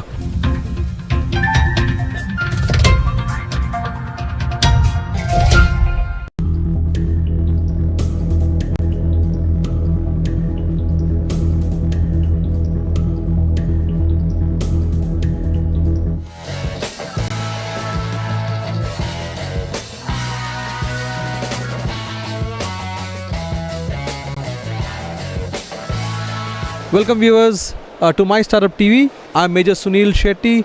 We are currently at the first edition of Industrial Innovation and Technology Expo 2023, which is being organized by FTCCI in Hyderabad. And I have with me my guest, who's the Vice Chairman of Zalai Province, Mr. Tip, and he's joining us to discuss about what is the future of future between Vietnam and India for trade, especially with this focus on industrial production. Though his comments will be more focused about Zalai Province, but he'll also give us a general view of how he sees India-Vietnam relationship going forward. Welcome to the show, sir. Xin chào. Mr. Tip, I would like to start by firstly welcoming you and your delegate to the show, to the expo. What I would like to understand is exports, as manufacturing is moving, away from China into Vietnam, which is the biggest beneficiary with almost 27% of the share coming there, and India. How do you see this going forward? Do you think this is going to expand further, and where do you think it'll up to what level can we go? Vâng, chúng tôi biết được cái sự chuyển dịch. About this transaction from the China to Vietnam, we have the knowledge about it. We have acknowledged, and then we are working with our businesses and also from the government side point of view, so that we can, when it's directly come to us, we will be prepared and have all preparations for everything of this. You are in city of Hyderabad, and from the Zalai province, what do you see together as a province, as India, especially with Hyderabad and Telangana in focus? Where are the areas where we can we can collaborate and work together? Ông hỏi rất là rộng, cái phạm vi rất là rộng. Nhưng mà trong cái khuôn khổ hợp tác này thì tôi thấy thế này. Today I have walked through a lot of the store in this exhibition, and I've seen that there's a lot of potential to cooperate between Zalai province and Telangana. And for example, I have visited many stores and have seen that we are looking for some chances to work with more business Indian companies in to have that smart warehouse. So to help us to store the vegetable for better time and better quality, so that we can export to many countries in the world. And the second one is that we also need softwares for business administration, and these kind of two things that are very suitable for us. And we are here looking for some very good Indian companies, so that we can surely cooperate for future. Are there any industry sectors that you are interested in that can come to Vietnam, and especially for your Zalai province, where they can set up shop, and the kind of investments areas where you were looking at investments to come from Indian businesses into your country? Tôi tất nhiên là sau này nếu mà có tìm hiểu kỹ thì các doanh nghiệp sẽ tìm hiểu kỹ, nhưng mà So businesses, they will have to do more research on that. But from my perspective, from my very prior perspective, I think that one of the things that we can learn and import from India from this kind of perspective is that we can use the high technology in agriculture. So because high-tech agriculture from Zalai province, we are trying our best to develop this to make better quality products, so that we can export these agricultural products to US, Japan, and many other quality country with high quality. Well, you already mentioned agriculture and food, in your conversation. Spices is a big thing from Vietnam, right? And India is one of the big consumer market. Also, we export process. Is there any scope there that we can work? You see scope between India and Vietnam to work together? Vâng, ngành đấy là một ngành mà tỉnh Gia Lai cũng thế mạnh. Vì tỉnh Gia Lai hiện nay đang có Zalai province, for your information, we have the strategy to develop herbals products. So herbals is one of the most the product that we have strengths, and also we are focusing on exporting it to many countries like India and China, because we think that herbals are very useful for not only in food eating, but also for creating medicines for the medical purposes also. You're at the expo. What's your take on, or how did you feel about your experience here being at the expo, and also any message you have for the Indian business community? Hôm nay là bản thân tôi cảm nhận thì tôi thấy rất là mừng và rất là hãnh diện cho bản thân. So, for your information, when I stepped out of the airport, I've seen that this is a very developed, well-organized city and has a lot of potential for cooperation in the future. And we are very honored to have the chance to meet all the Indian businesses and companies joining us today. And we think that is like the breakthrough and like the kick-off of every like future cooperation in the future. About startups, because we are a channel, we are world's first dedicated channel for startups. What scope do you see for Indian startups and Vietnamese startups to work together? Để góp phần vào sự phát triển của kinh tế xã hội của tỉnh Gia Lai chúng tôi. So Gia Lai province is working very hard on the creating like the platform so that businesses from Vietnam and also India can meet together. Of the startup, we also having like a lot of encouragements for them to go out and meet. And so that I think that from the government side or like from the business side or from our side, we are so hoping so that we can have more chance so that startups can work and come and meet together.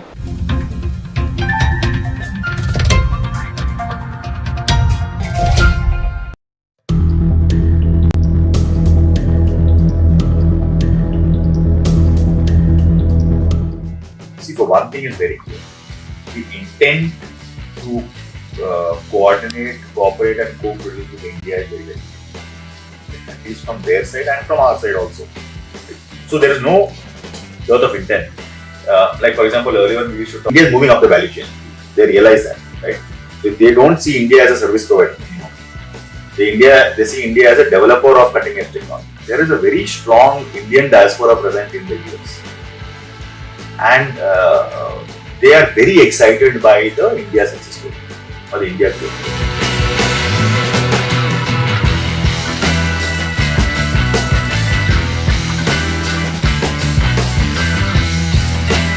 Welcome viewers to Thought Leader Show on mystartuptv.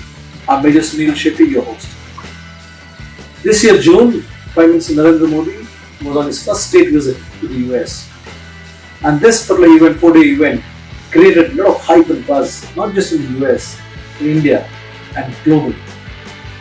Well, he got to meet industry leaders from US and India, and somebody who was there, feeling the vibes, feeling the buzz, is Wing Commander Anish Antony. Welcome to the show. Hi Major Shetty, how are you doing? I'm doing good. How are you doing? I'm doing well. So, you were there, on the ground, representing the Ministry of Defence from India, and you were part of various meetings, which included for defence, included startups. Let's start by, just paint that picture as to how was the environment, because this is the first time in many years, or rather first time ever in my memory as well, where India kind of got that global, exposure, feel, and people kind of start acknowledging India as the next big power. Yeah. So, no, I think firstly, from the outset, we landed a couple of days before. And from the outset, I think even before he landed also, there was a lot of palpable energy that you can see in anticipation of his arrival. The roads that were lined up with flags. When you talk to people and they were like, you have a conversation, you don't mention it that you are come with the delegation. But people have said, hey, you know what, Prime Minister Modi is coming day after tomorrow. So even the common layman knew about Prime Minister Modi's. So what is that limited to the people of Indian origin, Indian diaspora, or was it also people feel that among the, let's say the American crowd itself? No, it was not only American crowd. In fact, we had a cab driver, right, and he was Ethiopian. Right? He knew about Prime Minister. That talks a lot. Right? That talks a lot. That means it has populated down not only from between the political circles or the administrative circles or the business circles, down to the common man and down to even the blue collar or the brown collar. If people do not see value, they could not have come down to so many things. Because it doesn't, unless it affects him, the cab driver would not sort of acknowledge this kind of activity, political activity. So if you ask me, it was almost like a mainstream political event. So now coming to your visit itself, as you said you were there a few days before the actual visit by the Prime Minister. So what was your mandate? And you were representing the Ministry of Defence India. So what did you do in those few days that you were there? So I think one of the core areas for this visit was bilateral defense cooperation between both countries. So from that perspective, the Ministry of Defense has put together a team, a delegation, which went as a part of primarily Mr. Modi's visit. Similarly, even the US DoD had put together a team. They were a team of around 20 to 25 people from the Indian MOD and a parallel organization, a mirror parallel organization on the other side. And the delegation was represented equally by primes, which are the big corporations like L&T Defense, Mahindra Defense, Bharat Forge, and so on. And then the second layer consisted of the administration, which means they were from the Ministry of Defense, there were officers who were a part of the team, who were part secretaries, and so on and so forth. And the third layer, where the startups and startup ecosystem, that ecosystem is what we have represented, or I represented on behalf of. So you are wearing multiple hats, basically. Yeah, I think one is my experience of being in the forge as an operator of defense equipment. I was in the Air Force as a pilot, operator of defense equipment. And while being that, I also was a part of DRDO for 4 years, which comes into research R&D of defense equipment. Then moreover, I was one of the founding team members of MyGate, so that brings a business element into the whole. And now, as a part of the we are engaging with thousands of startups. So, given that the overall overview of each and every side of the whole 9 years of the startup ecosystem or the business side of it, especially relevant to defense, what do you take? What do you think? Where are we going with? Because we know there are multiple technology agreements during this visit. We're also buying the best drones possible currently. Where do you see personally, as given you all your exposure, where do you see India, US, different relationship? And also share about what happened during the event. See, for one thing is very clear. The intent to coordinate, cooperate and co-produce with India is very, very clear. At least from their side and from our side also. So there is no dearth of intent. Like for example, earlier when we used to talk, right? I mean, US used to come back and say, okay, let's sign memorandum of understanding and let's take it forward. Now it is like, okay, can we have a follow-up meeting tomorrow? Right? Can we set timelines within the next 3 months, 6 months, 9 months and 1 year timeline? Can we set those kind of timelines? So that kind of intent and hustle is there in terms of making stuff happen. So that is one perceptible difference that you could see from last time. And this engagement is across all levels. Right? The corporates want to engage as intently. Their startups want to engage with India's ecosystem. Finally, if you look at India's ecosystem, right, there are 900 million working class people. Right? Now, these 900 million working class people have access to the cheapest data on earth today. Right? Your data bill and my data bill comes to maybe, $6 or $7 a month, which is peanuts, right? Now you give data access and internet access to all of these people, all of the 900 million people. Look at the permutation and combination of the creativity or the business model that can come out. We already experienced it. We already experienced it. You are experiencing even more sitting in the house. Yeah, so last year 12,000 startups got registered. That comes to almost 35-36 startups per day. That is what that mixture, that combination is doing. 900 million working class, almost free access to data, and these are the kind of ideas which are going to come out. And they understand the value. And the mix of all this, defense being one of the things where a lot of stress is there in terms of, from the government of India, to make it India, Atmanirbhar and all of that.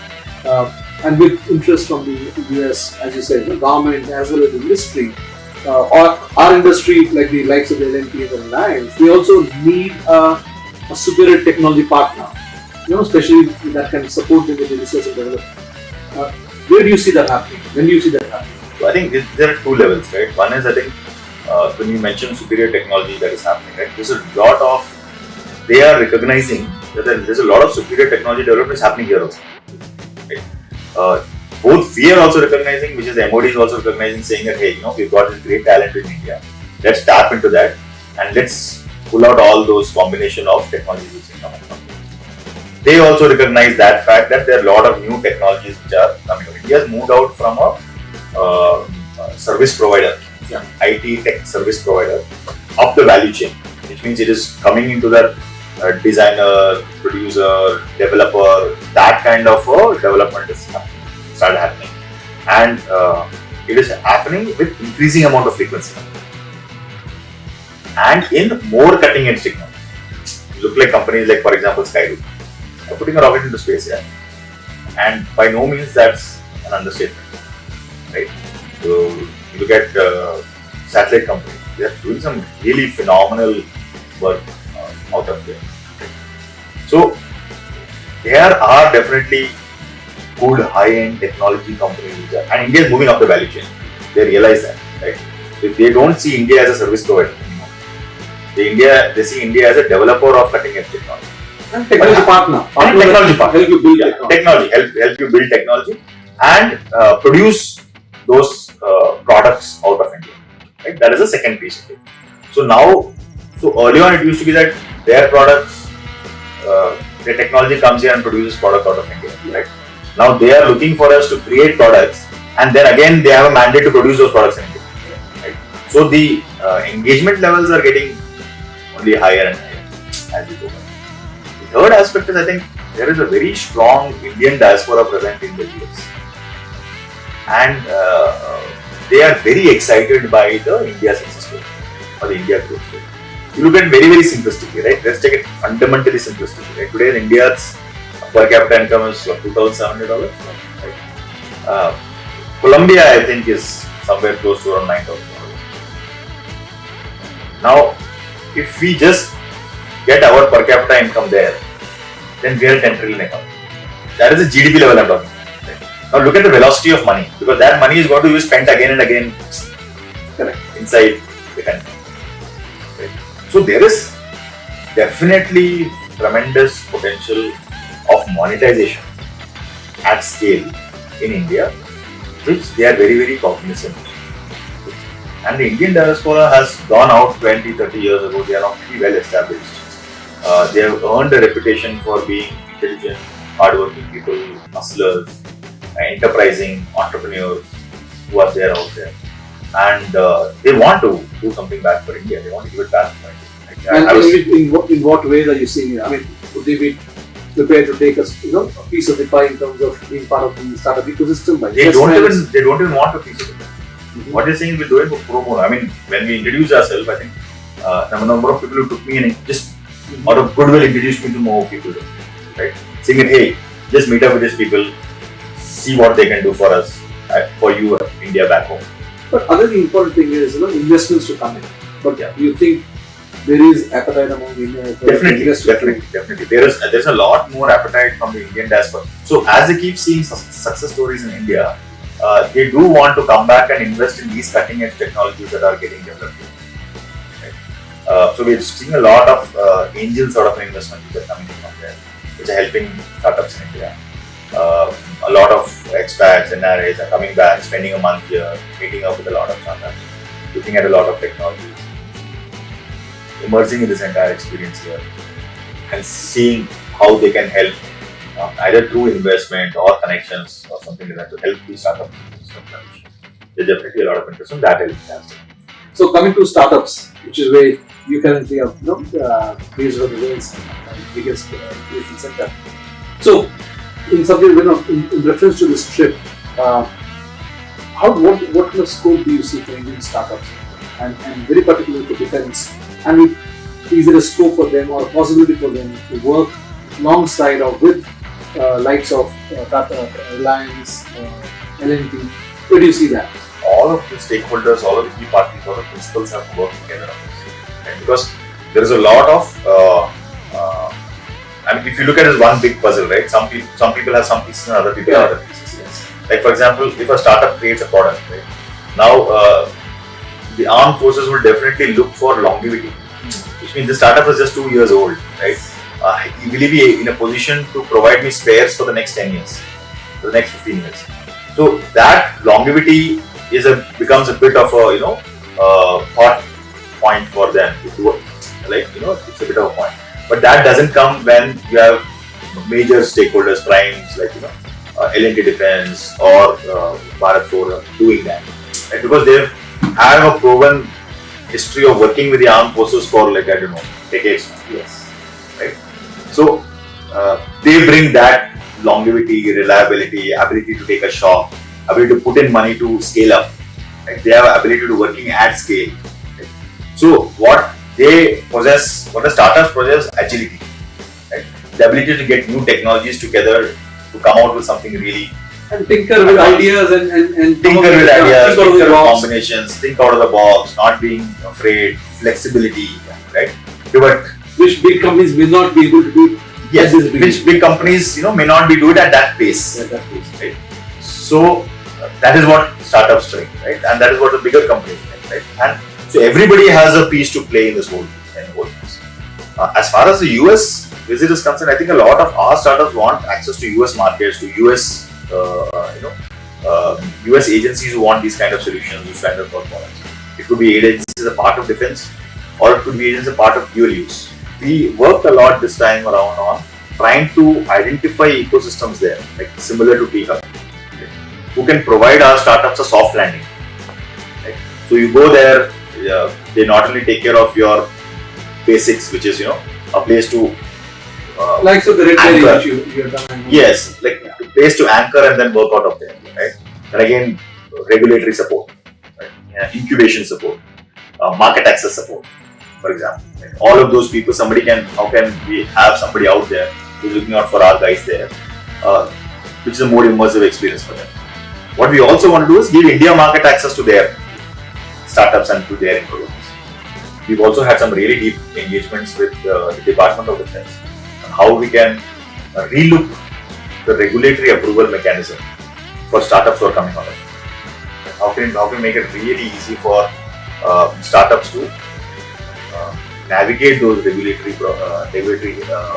procedures that are there in the market? How can you navigate those procedures? How can you make it more efficient, reduce the time gap, give more visibility on what is to be done? You should not be groping and finding out for yourself. How can we have somebody who just guide you through? That saves time, money, and time, money, effort, and all of that. Right? So we are looking at those opportunities as well with the department. So finally, as T-Hub, given the experience of what you've seen, what you're experiencing, any changes, any thoughts in terms of cutting it from defense, creating vertical intelligence T-Hub to ensure that this thing catches pace and startups and businesses together? Absolutely. So within T-Hub, we have identified defense as one of our core sectors that we want to focus on. We've created a separate department. We have hired people who have expertise in doing that. Typically, these are people who have done R&D for defense while being in the armed forces. Right? So we have ex-servicemen, defense research-oriented ex-servicemen is what we've hired and made out this list. Today, we are running one of the largest defense startup support programs in India today for the Ministry of Defense as a part of their IDEX program. We have got one of the largest cohorts of startups who are doing development, innovation for the Ministry of Defense. Almost around 25 to 30 startups is what we are supporting right now, end to end, which is right from disbursement of fund, hand holding, getting them market access, and helping them navigate the defense procedures, R&D, development, trial, testing, POC, through and through holding their hand, right from ideas. So that is something we're doing for our defense startup. It's close to our heart as well. Yes. And it's also core to our skill sets as well. Having been there for 20-25 years, we definitely know certain things that we should not be doing to maintain on the track to be able to. So using those kind of expertise to run a defense sort of a department within T-Hub. T-Hub has got around 2,500 startups, right? But we really believe that this is one area where we can really focus and make an impact to nation building. Thank you very much for being on our show. Thank you so much. Thank you.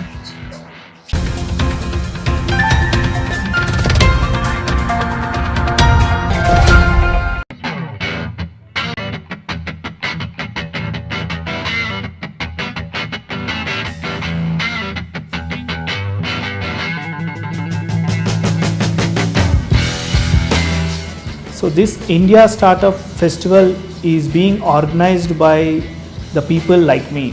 it's a self-motivated individuals who are taking care of entire festival at the moment. So that's where the India Startup Festival is very special.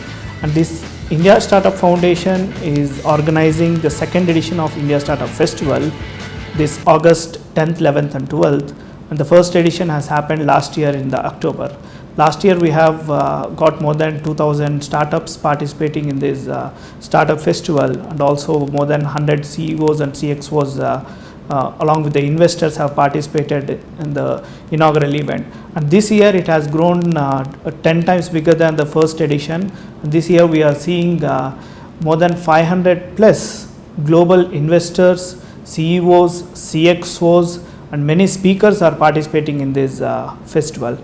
Apart from this, we have 10,000 plus startup companies who have registered for the competition for this India Startup Festival, which we call it as ISF.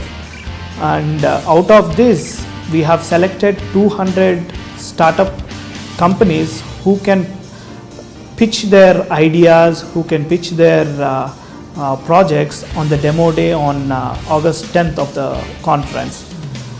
Out of this, we are going to select 10 startup winners who will be mentored, and then they will be projected in front of the top-notch investors so that these companies get a success down the line.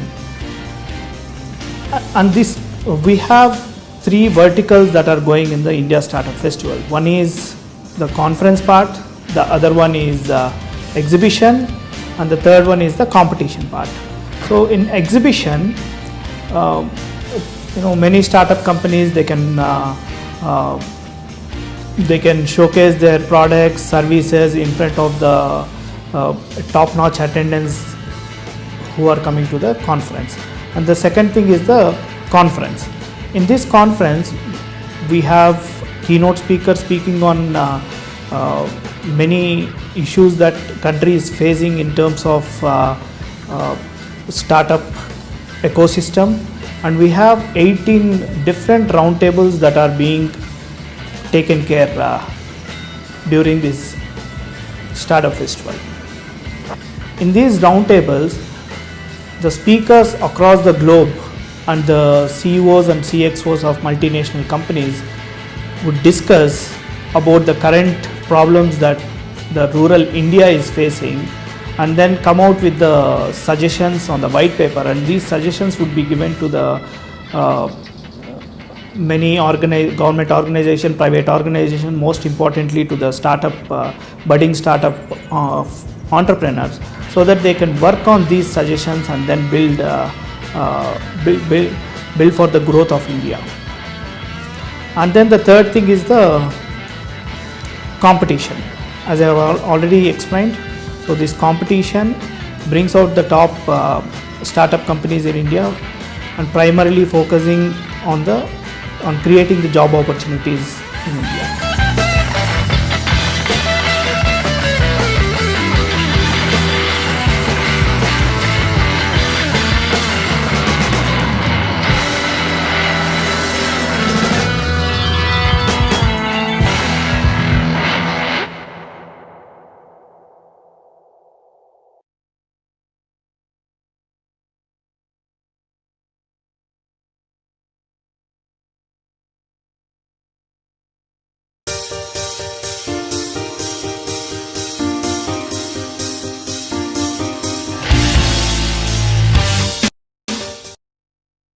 India Startup Foundation is setting up India's largest startup festival. It's called India Startup Festival in the month of August 10th, 11th and 12th, where more than 10,000 startups have registered for the startup pitch competition.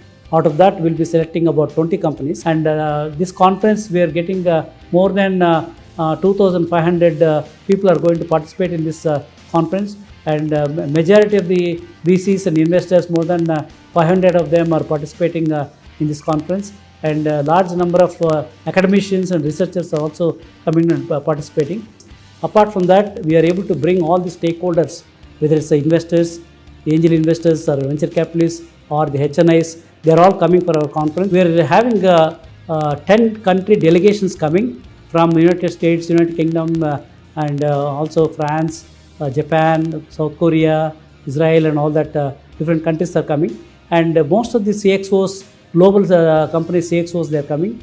And we also have all the global capability centers leaders, like for example, Wells Fargo India head, State Street India head, JP Morgan Chase India head. All of them are also coming and participating in this conference. In addition to that, we also invited IIT directors and the vice chancellors of big universities in the country. So, human capital point of view, we are having round tables. And in addition to that, to give the business, we are getting all the CXOs, CEOs of large companies where there is a possibility that for the startup company to get some business from them. And this year conference is focusing on the rural India, innovation at the bottom of the pyramid, because we have a lot of issues in the agriculture, the food technology, supply chain, this thing, rural health, rural education, rural finance, and rural infrastructure. These problems are great opportunities for startups. So we are encouraging startups to pick up these problems in the rural India and see whether they can create a new startup, and we'll get them funding. The rural India is also when empowered properly, then they will be on par with the urban India. That's one of the motives why we have chosen innovation at the bottom of the pyramid, rural innovations, and all these innovations have to be provided to the startups so that they will be able to take on that problem, and in an innovative way they will be solving. On 10th, we are having a demo day. All of them will be juries in selecting the finalist. At the same time, we are also planning to give some term sheets through the HNIs to some of the selected startup companies on 10th. And I request all of you, particularly if you are a startup company, this is the place where you can meet and who's for your startup to be successful. Please come and join us on 10th, 11th, and 12th of August this year. Thank you.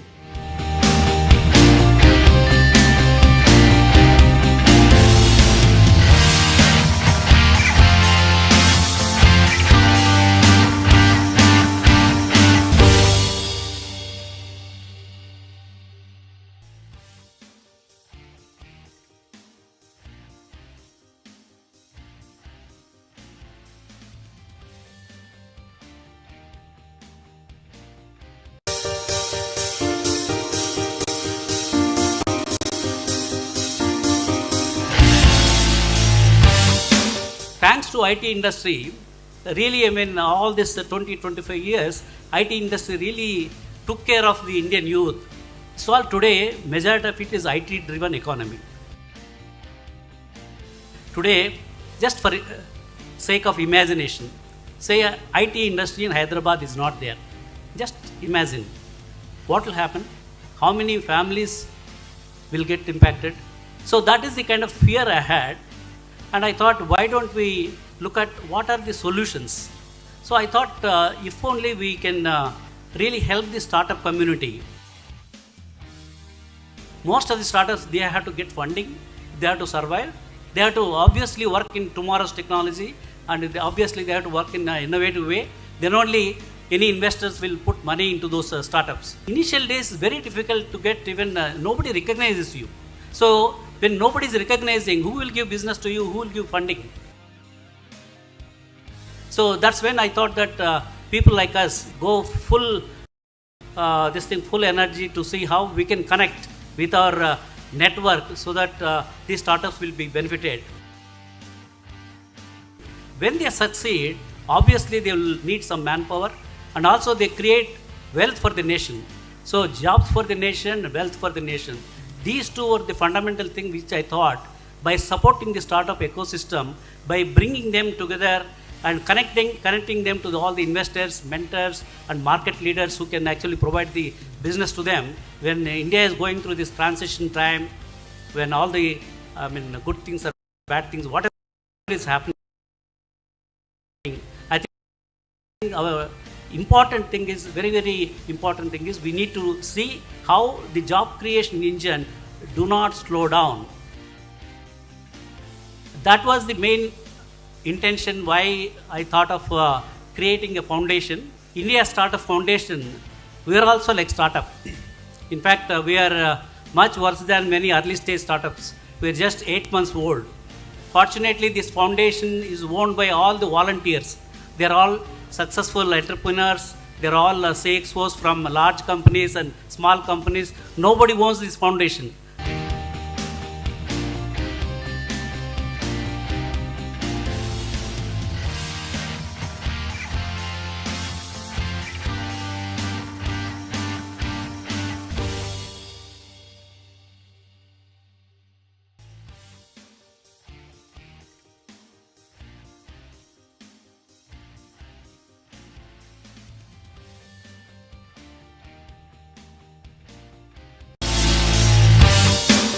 So I believe that our startups are going to beat even Silicon Valley the way things are happening, because we have a large market. Even American startups now today we are looking at India as a market.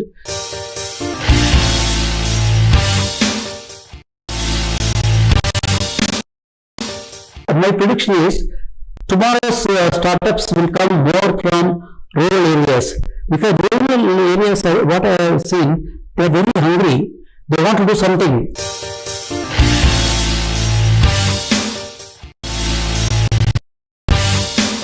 In fact, in the Silicon Valley model, only 1 out of 10 were successful. I want to prove the reverse. 9 out of 10 should succeed. Whoever goes through the ISF platform.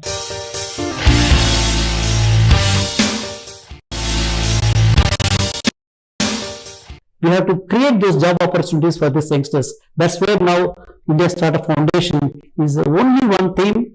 How do we create more jobs through the startups?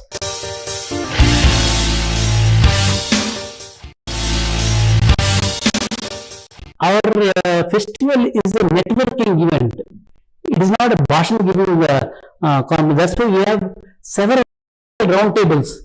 I don't think any conference has got so many round tables. All the round tables are all who's and who's. They're all coming from different parts of the globe.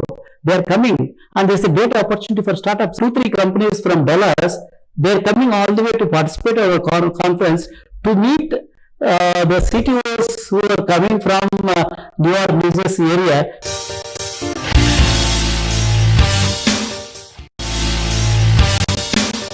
We invited all the global GCC leaders, global capability centers, all the like Microsoft, Google, HSBC, Wells Fargo, they're all called GCC, global capability centers. All the India heads, more than 25 India heads of the GCC leaders, they're all coming for our conference. And they have, in fact, whenever I interact with them, they said, yes, we are looking for a good startup company who can do this for us. I'm not finding that kind of a quality startup and all that. Now it's like a marriage bureau. Good for the startup, good for the GCC leaders, good for the global CXOs. So the main forte is that the startups otherwise cannot get the business. If they have yield, they have great product and all that. If they don't market that product, it will die. That's why now ISF, India Startup Festival, is focusing on getting the right people.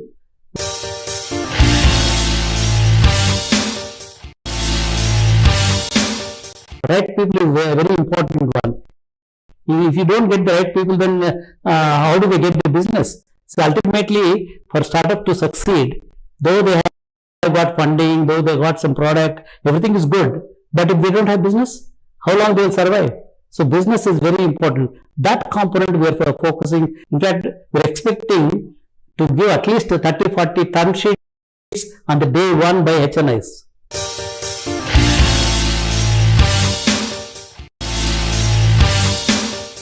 See, if you don't create success, they won't come next time. The SNs won't come and give the money. So I want to make sure that wherever they are investing, those companies should be definitely successful. They should get good return. Then I can convince many more HNs to come. Right time that India Startup Foundation has focused on the startups and how do we bring all the 360-degree elements to them so that their success is our success.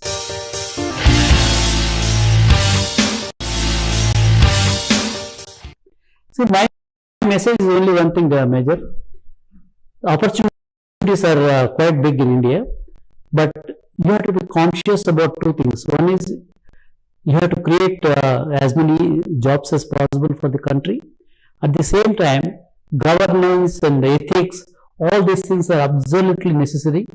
Don't unnecessarily go after the valuations and all that other thing. So we are there to help you, mentor you, see that your product idea or whatever the intellectual property that you want to build, and we will be more than happy to guide you. But don't unnecessarily get into because India will get a bad name if more number of startups falter their promises and do right kind of governance in their system. India will get a bad name. We don't want at this point of time, because the job creation is very, very important. We are all looking forward to all of you to create good jobs for the country, and please follow good ethics and morals and values. And we are all there. India Startup Festival is with you to see that you are successful.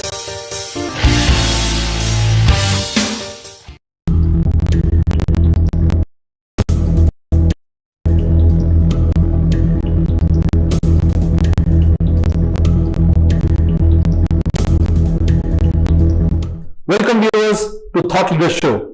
I'm Major Sunil Shetty. India Startup Festival is around the corner. It will be held next week in Bangalore. I'm going by the buzz.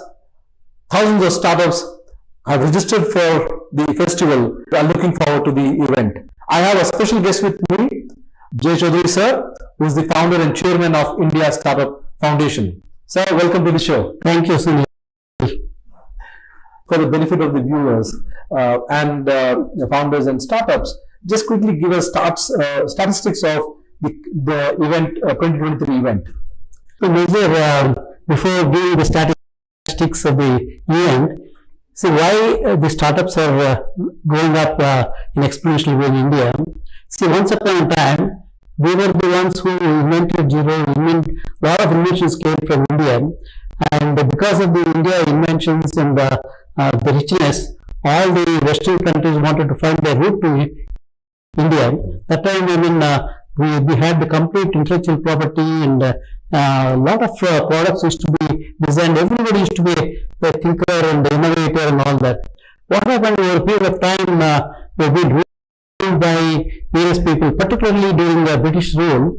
They suppressed the creativity and the innovative spirit of India, and they forced us to get everything from outside. So over a period of time, what happened? The culture got totally towards instead of being an innovator, creator. We started thinking like a slave. Slave mentality got into most of the Indian population, particularly young people and all that thing. And that continued, though Britishers left in 1947, but the mindset continued even till recently. But slowly, from even IT also, we started with BPO, KPO, then IT outsourcing services. Then slowly we are coming back into the original creativity, innovative, creating our own products, our own innovative. That started about 10 years back. This thing now it is going on the exponential thing. People have realized that Indians have got the potential to create the global products from India. This is the age for India for the startups. Though we started with the services industry that gave initial push in the technology space, that we have the lead in the technology space. Now we are going to create many more products using the technology base as this thing, as India as the market, and people are very, very innovative and creative. That creative people are coming back to the startups. And most importantly, we also proved, if you see the success of UPI, we have shown that we as Indians, irrespective of the divide, whether we're rural or urban, we're ready to adopt technology. Correct. Yeah, the adoption of technology. In fact, earlier days also people used to say, suppose Microsoft releases a new version, while they released globally, in other countries they try to understand what is this new version. Whereas India, if they come, already they would have understood the whole thing and adapted and implemented using that new version in many products and all that. Our Indians are very good in adapting to any new technologies. Like you could see that in success of WhatsApp in India. Yes. Right? You could see that how iPhone had no choice but to come in and eventually set up the store, set up manufacturing here. Because I'll tell you, when I was with Portal Player as a co-founder, we used to supply chips for Apple iPod. That time I used to ask Apple people in US, why you are not present in India? No, India is not a market for us. China and Europe, India, we are not focusing because that's not the market. Today, you see, they have to move the marketing, manufacturing base from China to India. So that is the growth that India politically and economically and also culturally, technology point of view. I don't think any country can boast of having so many technologies what we have in India. That's a very good thing for the country. The DNA of the country or the civilization, we basically reconnected with it, isn't it? Yes. We are open to new knowledge. We are seekers. Yes. That's what Sadhguru said. Right? Yes. We are seekers. Yes. So we are basically through technology we are seeking new things and going and connecting back to our original DNA, that we are seekers. Correct. So sir, you were talking about the second edition. And this is the second conference. Second conference has become a global conference. 10 to 12 major countries delegations are sending them to attend our conference, and many CXOs are coming from United States. Many the chambers from, for example, London Chamber of Commerce, bringing first time. So many LCC members are coming to attend a conference like this. So I think the way things are happening, maybe they've chosen the startup at the right time. This is a transition time measure. What I see, when the services industry is going to go down because of the ChatGPT, generative AI and all that, because all the non-core jobs are going to be automated whether you like it or not. But fortunately, India is actually going in an exponential way on the startup this thing. See, startup founders, suppose you are a startup founder, you don't work on the old technologies only. You have to pick up something new, either this year or Already done. Yes. We launched AI anchor for news reading. So we were having trouble finding news anchor. So that is the advantage. Why startups are going to create jobs? Because they want to the earlier technologies and earlier business, innovative business models have to be there, innovative technologies have to be there. There only people will come and invest in. So I believe that our startups are going to beat even Silicon Valley. The way things are happening, because we have a large market. Even American startups now today, we are looking at India as a market. People are ready to jump at the problems and provide a solution using the technology. So this is going to be a very interesting point you make, and quoting Brigadier Ganesham of course, the rural innovation.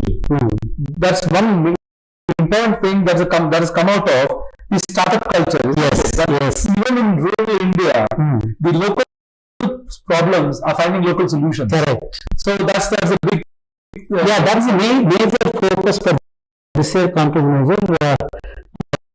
Conference is bottom of the pyramid innovations, rural innovations, rural fintech, rural finances, rural education, and rural healthcare, and food and agriculture.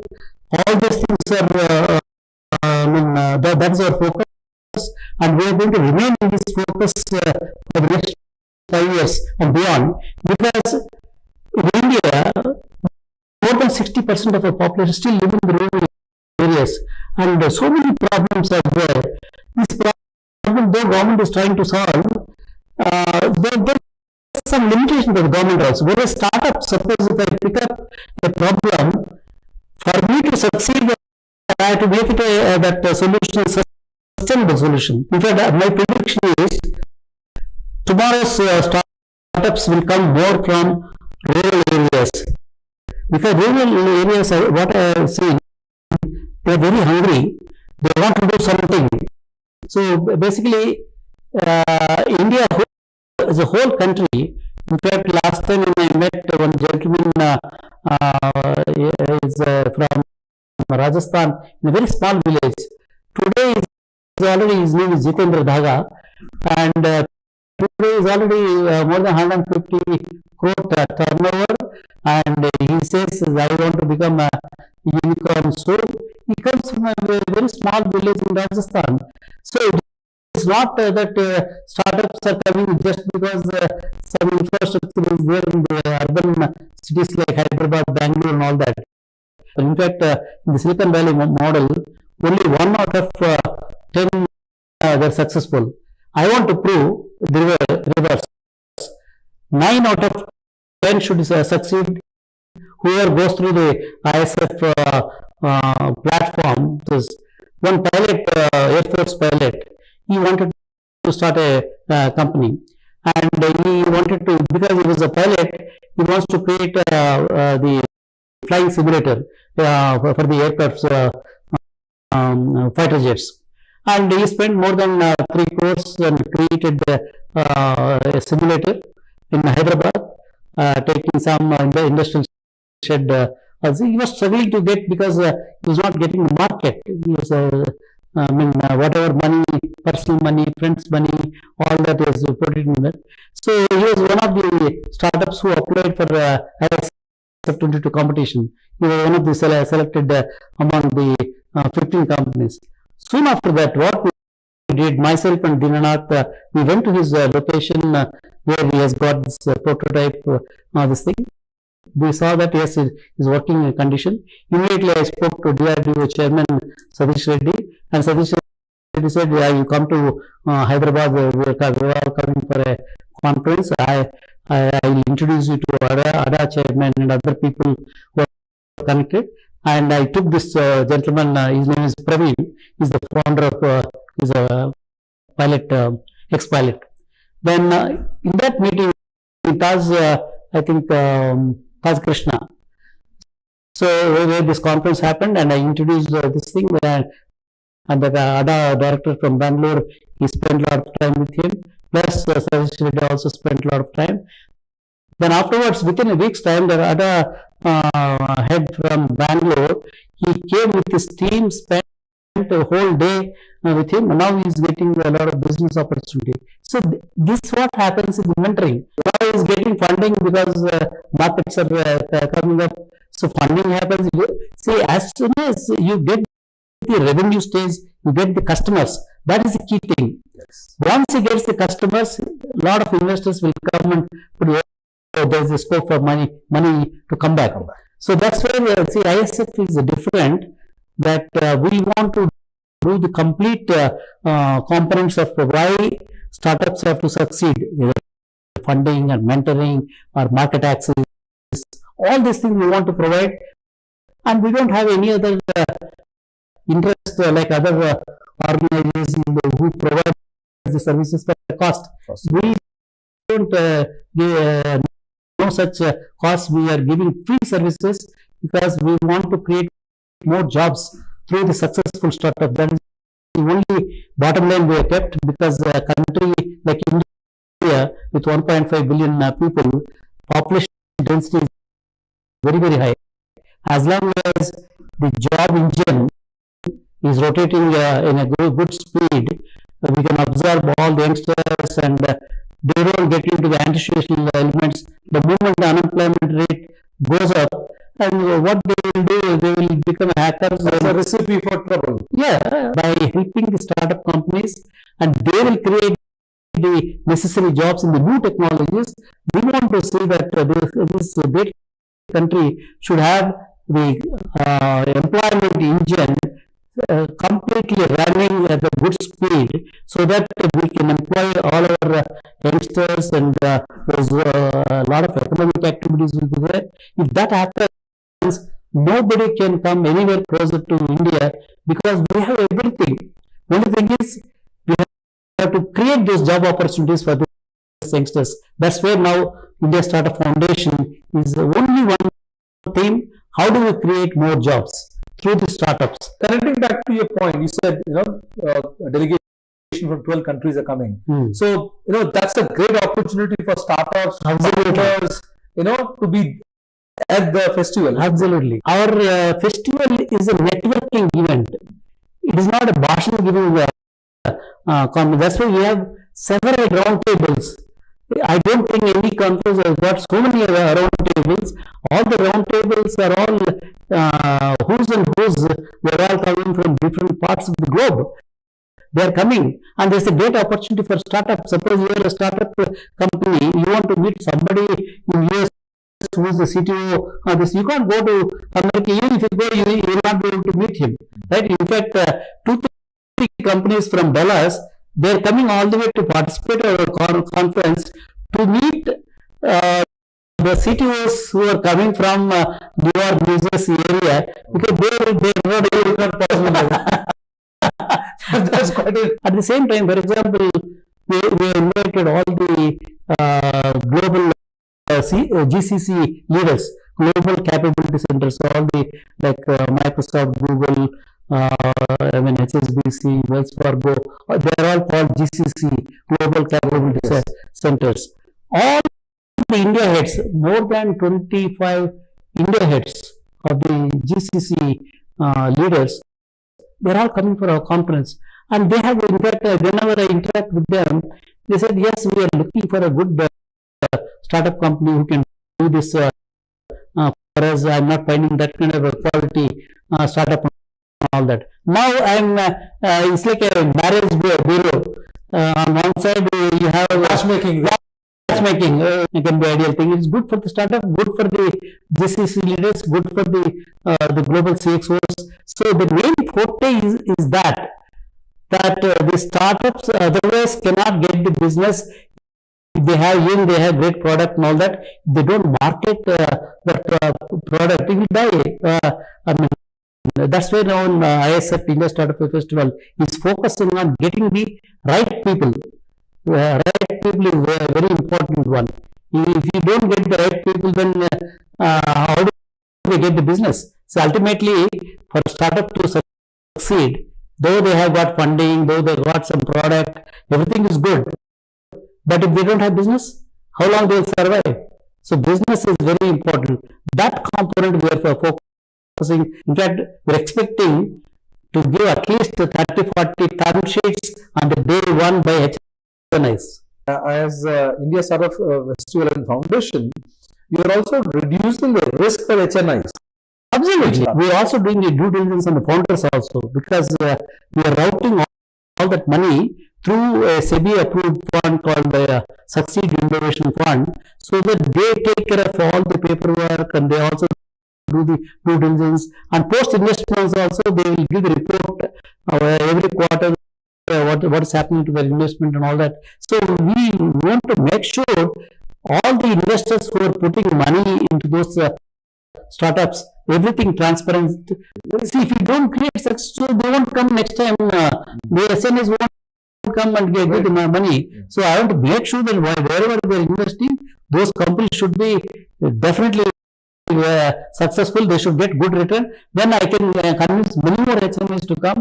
Right time that India Startup Foundation has been focused on the startups and how do we bring all the 360-degree elements to them, so that their success is our success. And also now I want to touch upon Sai Gram. Last year, the first edition, I was there. So unlike other events, this is not just an event, but it's also festival happening in a very serene place, pious place, and you can feel that energy out there. Do you want to talk a bit about the place, location itself? Yeah, so actually when I met Sadhguru Madhusudan Sai, he said one thing: if you're going to help the startups, I don't want the valuation-based startups to be encouraged, where the real values, they should not have any governance issues. You make sure so only such startups come to our campus. We don't want that kind of startups to be helped. So that's where we are trying to do our best, because that's the message Swamiji has given to us, and we want to see the value-based, not valuation. Not valuation, it's Value-based. Value-based startups are encouraged. And also, see, since we have selected the topic as rural, and we don't want to, once the rural is the main theme of the conference, we can't take the conference in a 5-star hotel in Bangalore or this thing. And Muddanhalli is a village. Yeah. In addition to that, there is a university, such as universities, where students are there. So it's a great place that way. Except the accommodation is the only one issue. I think people will figure out. Going forward for India Startup Foundation and the festival in particular, what's the vision? What do you see? See, Major, what I'm noticing is lot of governments, like for example, Rajasthan government, they wanted us to create an event there at, because there are also a lot of startups. In fact, they are bringing curated startups to our ISF. So we, because our country is such a vast this thing geographically. So wherever there are startups, wherever there are ecosystem is there, we want to go and have this ISF event, many events. Though flagship event will happen every year in Bangalore, but every quarter we will rotate this mini events, maybe one in Jaipur, one in Bombay or Pune, one in Chennai, wherever this thing. We are looking at that kind of a roadmap, so that we want to help as many startups as possible. Wherever they are, instead of asking them to come, we want to go to their places and see how we can enable the local startups to come and participate in this networking event, take advantage of what India Startup Festival can do for them. Any message that you want to give to startups and founders? See, my message is only one thing, Major. Opportunities are quite big in India, but you have to be conscious about two things. One is you have to create as many jobs as possible for the country. At the same time, governance and ethics, all these things are absolutely necessary. Don't unnecessarily go after the valuations and all that this thing. So we are there to help you, mentor you, see that your product idea or whatever the intellectual property that you want to build, and we will be more than happy to guide you. But don't unnecessarily get into because India will get a bad name if more number of startups falter their promises and do right kind of governance in their system. India will get a bad name. We don't want at this point of time, because the job creation is very, very important. We are all looking forward to all of you to create good jobs for the country, and please follow good ethics and morals and values, and we are all the India Startup Festival is with you to see that you are successful. Dear sir, thank you very much for your time. I know you're very busy and you took out time to talk to My Startup TV. Thank you very much. Thank you, we wish you, all of us, for the big festival, all the success, and I'm looking forward to seeing you at this. Thank you, Major. Since you also started a startup, we will also mentor you and see that your startup also Thank you. Success. Thank you.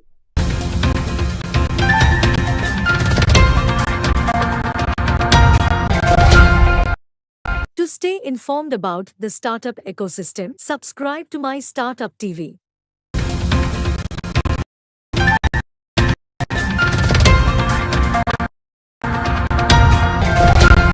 Banka Biolu showed off its new system that treats sewage in a way that saves power. This system is easy to take care of and meets government rules. It also saves money and can be adjusted to fit different needs. An award-winning integrated wastewater and sanitation solution. 3 billion people are experiencing inadequate sanitation and depleting water resources. If we are able to recycle and reuse our water systems. In terms of achievement, so we have done more than 20,000 bio-toilet. I think that is a big achievement. So here is the footloo that we are selling, and this only uses 1 liter water for flushing. Please look at this technology. This is a Japanese technology, well established. Their help, we have adapted to Indian standards. We are selling 200 kiloliter of water to a tanker guy.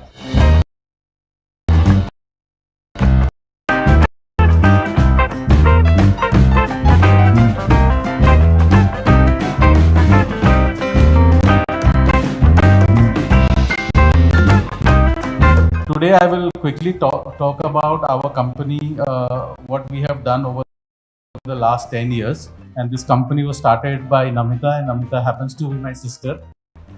Railway, we do almost 20,000 units per day. We do the O&M, operation and maintenance. So here is the footloo that we are selling, and this only uses 1 liter water for flushing. And this is the Jukaso that we are talking about. Please take benefit of this opportunity to understand the product.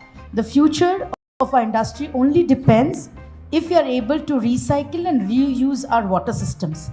And we all know that water is becoming scarce and expensive, about how water consumption can be reduced and how treatment and reuse can be done. So number one is running cost is very low, low ongoing maintenance, low noise, life cycle price or cost is much lower, high quality, high treatment capability, flexible space requirement because it can be also put underground, no or less smell, does not require any dedicated manpower. KLD unit comparison of Jukaso unit, which is this one, 1800 rupees per month. But if you add electricity, it comes to around 16,800. Big advantage because your cost of running is very low. So we have a solid separation, anaerobic, fixed film aeration, and then the sedimentation. So here there is a model you can see here. So you have to connect your outlet, which is coming from your house, to this system. Right now we are only selling 2 types, ma'am. This is for larger sizes up to 100 KLD. The right one is up to 6 KLD. So we are doing it in Hyderabad and we have done it in Goa. Right now we have done 6 units in Goa. So Cartier Award is very prestigious with Namita won in 2012, 13, 14, all of other awards in Turkey, in South awards from US government. Visibility from the work that we are doing. Please look at this technology. This is a Japanese technology, well established. Their help, we have adapted to Indian standards. We are going to be the master distributor and partner for India, Sri Lanka and Nepal. We are treating 1200 KLD of water in my home Vihanga, selling 200 kiloliter of water to a tanker guy to the Infosys campus because they have no water for agriculture. We have tied up with now some Italian and German companies and increase the scope of our solution offering to effluent treatment plant for the industries also. Totally, it is a wonderful management. That's what I have seen. Especially in the railway station, you can see everywhere is there. You can see the street. But in new industries, it's already started. I think it is a must to have a sewerage treatment plant. Social responsibility apart from the business, what she is doing, also do our bit to make Mother Earth livable. To stay informed about the startup ecosystem, subscribe to My Startup TV.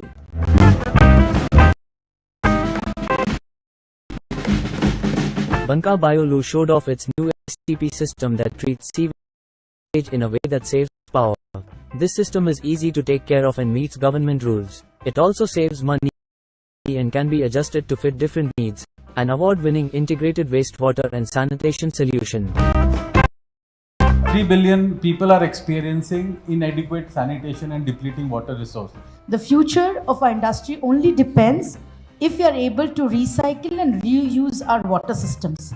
In terms of achievement, so we have done more than 20,000 bio-toilet. I think that is a big achievement. So here is the footloo that we have selling, and this only uses 1 liter water for flushing. If you don't have anything in your industry or you want to upgrade, please look at this technology. This is a Japanese technology, well established, and with their help, we have adapted to Indian standards.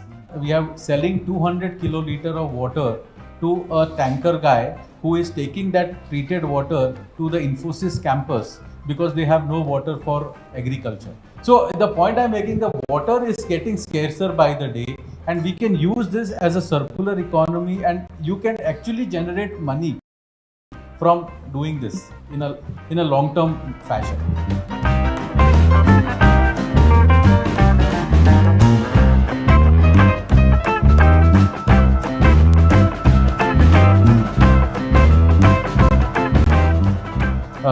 Today I will quickly talk about our company, what we have done over the last 10 years.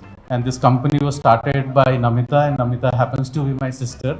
And I was early investor in the company, and then we thought that let's build it together. What we as a company do is we give bio-toilets. We have a railway business, water and wastewater business, and then R&D we do some product development. Then bio-toilet and O&M for railways. Railway we do almost 20,000 units per day. We do the O&M, operation and maintenance, and we do use water management in terms of packet STP, which we are going to talk about today. So we have bio-toilets. We are doing water saving WCs. We are doing the fecal slush treatment plant for the municipalities. We have had a pretty strong visibility from the work that we are doing. So here is the footloo that we are selling, and this only uses 1 liter water for flushing. And this is the Jukaso that we are talking about. Please take benefit of this opportunity to understand the product and how your industry can become water positive and water secure. The future of our industry only depends if you are able to recycle and reuse our water systems. And we all know that water is becoming scarce and expensive. So every model from small to large, it can be incorporated and really give you a wholesome solution about how water consumption can be reduced and how treatment and reuse can be done. So what is the advantage of this system that we are talking, sir, today? So number one is running cost is very low, and we'll see the comparison. Low ongoing maintenance, because maintenance is the biggest problem of these kind of system which is running. Low noise, life cycle price or cost is much lower. High quality, high treatment capability, flexible space requirement because it can be also put underground, and no or less smell, because ma'am it's completely sealed. So obviously other than the pipe that you put out, there is no real open sewage you can really see or feel, right? So low power consumption, does not require any dedicated manpower.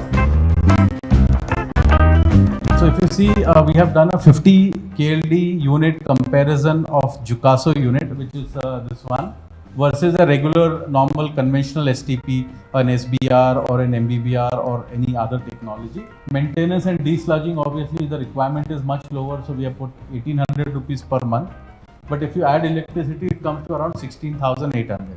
Versus if you do a normal STP, it is coming to around 57,250, because electricity cost is quite high. Although I have taken the technician cost also, but technician cost ki zarurat hi nahi hai. So what I'm trying to say is, like, electricity is a big advantage because your cost of running is very low. So if you see capex and opex over a 5-year for 50 KLD, your capex, additional capex will be recovered within 1 year. So, and capex, maybe you're talking about the whole civil, electromechanical, everything. So if you add both together, the cost is almost similar. Aisa nahi hai ki it is like super expensive. It is very similarly priced as a regular STP system. So quickly, just a little bit how the system works. So we have a solid separation, anaerobic, fixed film aeration, and then the sedimentation. So here there is a model you can see here. So first tank, so everything is inside the tank. So you have to connect your outlet, which is coming from your house, to this system. So that is the first one, and then through gravity. So obviously you don't have to spend on energy doing that. BOD and SS of 300. Then primary treatment already is there, and then secondary, which is the Jukaso, and then we have the sand filter and the carbon filter. All this is helping in reduction of our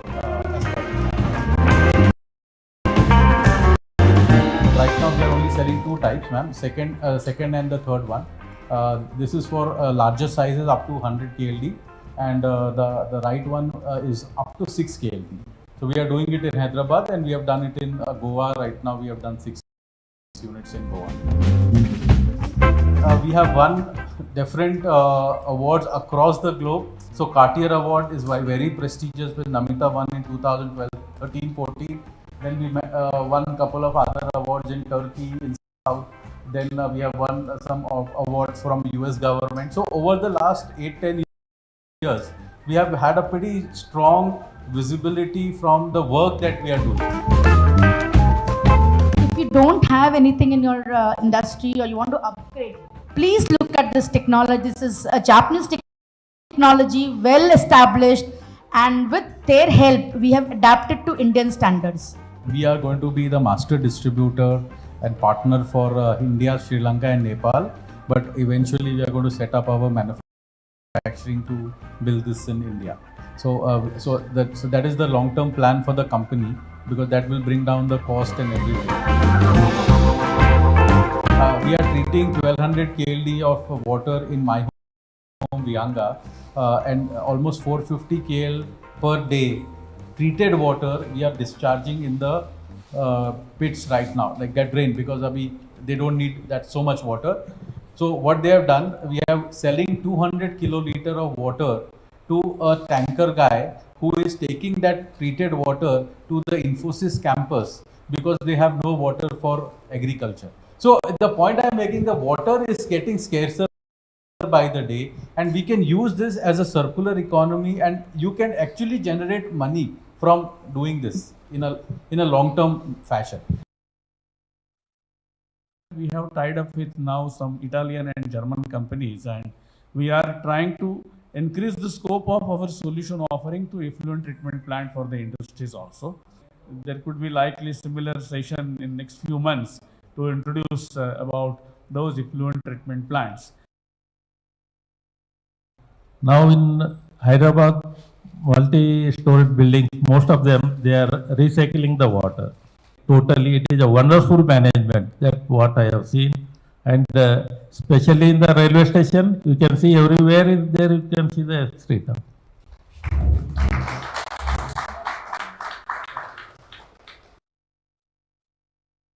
But in new industries, it's already started. I think it is a must to have a sewage treatment plant. It's the social responsibility apart from the business what she is doing, and we should also do our bit to make Mother Earth livable. I'm Mahalakshmi. I have used this droplet commode in my home. We have purchased 4 units, and we are very happy in conservation of the water.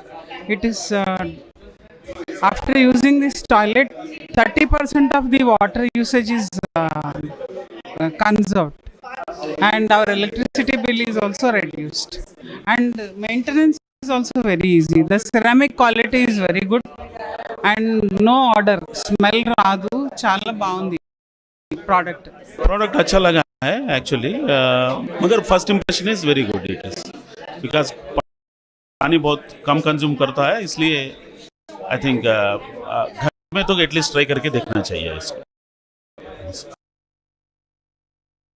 Hi, I'm Madhu Tyagi, Director in SVS Refcom Private Limited and Director in Confederation of Women Entrepreneurs of India, which works for the women entrepreneurs.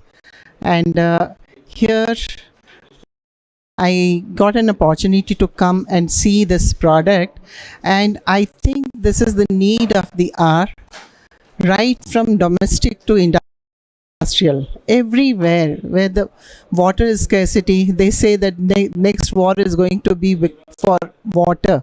Then why not to save it? Why not to use it with wisdom? So this is one concept which has come already in the market. Then this is the right and wise decision that if you all use it at your domestic purpose, where you can save lot of water, and industries, commercial establishment, and it is going to help you in the terms of economics, as at the same time it is going to save the earth. The scarcity of water which is looming around will also be solved. Thank you. To stay informed about the startup ecosystem, subscribe to My Startup TV. And I came on board in 2019, so now 4 years working with this team. Prior, I had around 20 years of experience in the corporate sector. So I worked with automotive company Toyota and Tata Motor. That was my mechanical engineering days. Then I did my MBA from ISB in 2006, and then I worked with L&T, then Piramal, and that's how I have experience on investment, real estate, and other scheme. And this company was started by Namita, and Namita happens to be my sister. And I was early investor in the company, and then we thought that let's build it together. So that's how I came in 2019, and happy to meet so many people. And my team says that a lot of ex-clients are there, and I will definitely share their stories and their experience with our company. Today I will quickly talk about our company, what we have done over the last 10 years. 2012-13 is when we started, and then over the course of 10 years where we are. So 3 billion people are experiencing inadequate sanitation and depleting water resource, and this is, everybody knows about it. Water is such a neglected space today. Nobody is really bothered about treating their wastewater or even using water properly, and we have seen, I will take example and I will share my experiences. And what we have done and what we as a company do is we give bio toilets. We have some clients already here. Then bio toilet and O&M for railways, and we do use water management in terms of packet STP, which we are going to talk about today. And then we do regular plants in terms of the conventional large plants. And we have also come up with the new business model called Urban SaaS, which is STP as a service. So, and this I will share my experience, my anecdotes from my 4 years in Hyderabad, and then fecal sludge treatment plant that we have done in the state of Hyderabad, in Telangana and AP, and we have done almost 12-13 plants across these two states, and we are one of the well-known FSTP developer in the city, and KTR sir inaugurated 2 of our plants, so that shows that we have done a decent job. So in terms of what we have done in terms of achievement, so we have done more than 20,000 bio toilet. I think that is a big achievement. Railway, we do almost 20,000 units per day. We do the O&M, operation and maintenance, and we have treated more than 5 mld of fecal sludge. And my team was telling me that every 1 mld of fecal sludge is contaminating like area as large as 20% or 10% of Hyderabad. So that is the impact this fecal sludge have on the groundwater. People just throw it in the drain or some nala or some open area. So that is contaminating the water table and everything. So that's like a big thing. Then we have treated more than, now it is 400 mld of used water from residential complexes, which we are talking about, where we have done the plant and we are running it for a long-term contract. And we have 750 employees on the roll. We are listed company on stock exchange, which is the NSE, and we have delivered around 45 crore worth of revenue over the last 3 years. COVID has been very rough for our company, and we had a huge downfall in terms of revenue, but I think we are coming back to what we were doing. In terms of, I told you about the what we are doing. So this is our team. Sanjay and started with this company in 2015-16, where he left his job with a global MNC and he started to focus on this. and he focuses on building the brand equity of the company. So he's spending a lot of time working with these branding and like the marketing tie-ups and other things on the CSR front and multiple other things that he's doing. Namita, she's always been an entrepreneur by heart, so she started something. She would do something when she was even younger than what she is today. And early 2000, she started some jewelry business. Then every time she was moving and she was doing something. In 2012, finally, Banka Bio took shape. I already gave my background. Akhilesh is managing our railway business, and he's handling 50% of the portfolio, and Ramakrishna is our CFO. What we have done, if somebody is looking at it and giving us a little award, that just reinstate that we are doing the right thing. As simple as that. And not just in India, but we have won different awards across the globe. So Cartier Award is very prestigious, which Namita won in 2012, 13-14. Then we won a couple of other awards in Turkey, in South. Then we have won some awards from US government. So over the last 8-10 years, we have had a pretty strong visibility from the work that we are doing. What we are doing, people are appreciating. It's a very tough sector to be in, and water, everybody knows that everybody knows there is a problem, but nobody is doing anything about it. So that's the story about water. So quickly about our company. So we have a railway business, water and wastewater business, and then R&D, we do some product development. So this we will talk more about as we go ahead. Yeah, go ahead. So some of the products. So we have bio toilets. We are doing water saving WCs. We are doing the fecal sludge treatment plant for the municipalities, and we are doing the package type. We will talk about it today. So you can stop me and ask questions if you have, because it will be happy to share my experience. So these are some. So for the independent houses also a good size of independent houses. Yes. Need toilets. Yes. Do you have solutions for that? Yes, ma'am. Just go back. So the first one, if you see in the last slide, the lowermost, there is a single household we can do, and it's like so villas ke liye we are doing. So we are doing for villas. We have done in Goa around 6 villas. We have done a similar. So per villa per one unit. Yeah. What is the area meter? So area is 1.3 meter dia is there. So which is the smallest, and you can go up to 2.1 meter diameter. Very small. So cleaning.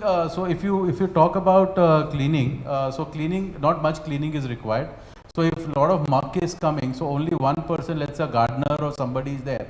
If there is some people are throwing some garbage in the toilet or maybe in the kitchen, it needs to be cleaned periodically, maybe weekly. You have to just clean. There is no other cleaning requirement for this one. So there is no odor because this is all sealed unit, ma'am. So this is, if you see, it's completely sealed from the top. So there is no real odor coming. And we have done multiple installation in the villa community here in Hyderabad, and we are doing one in Rajendra Nagar. Like there is 65 villa communities there, very affluent household.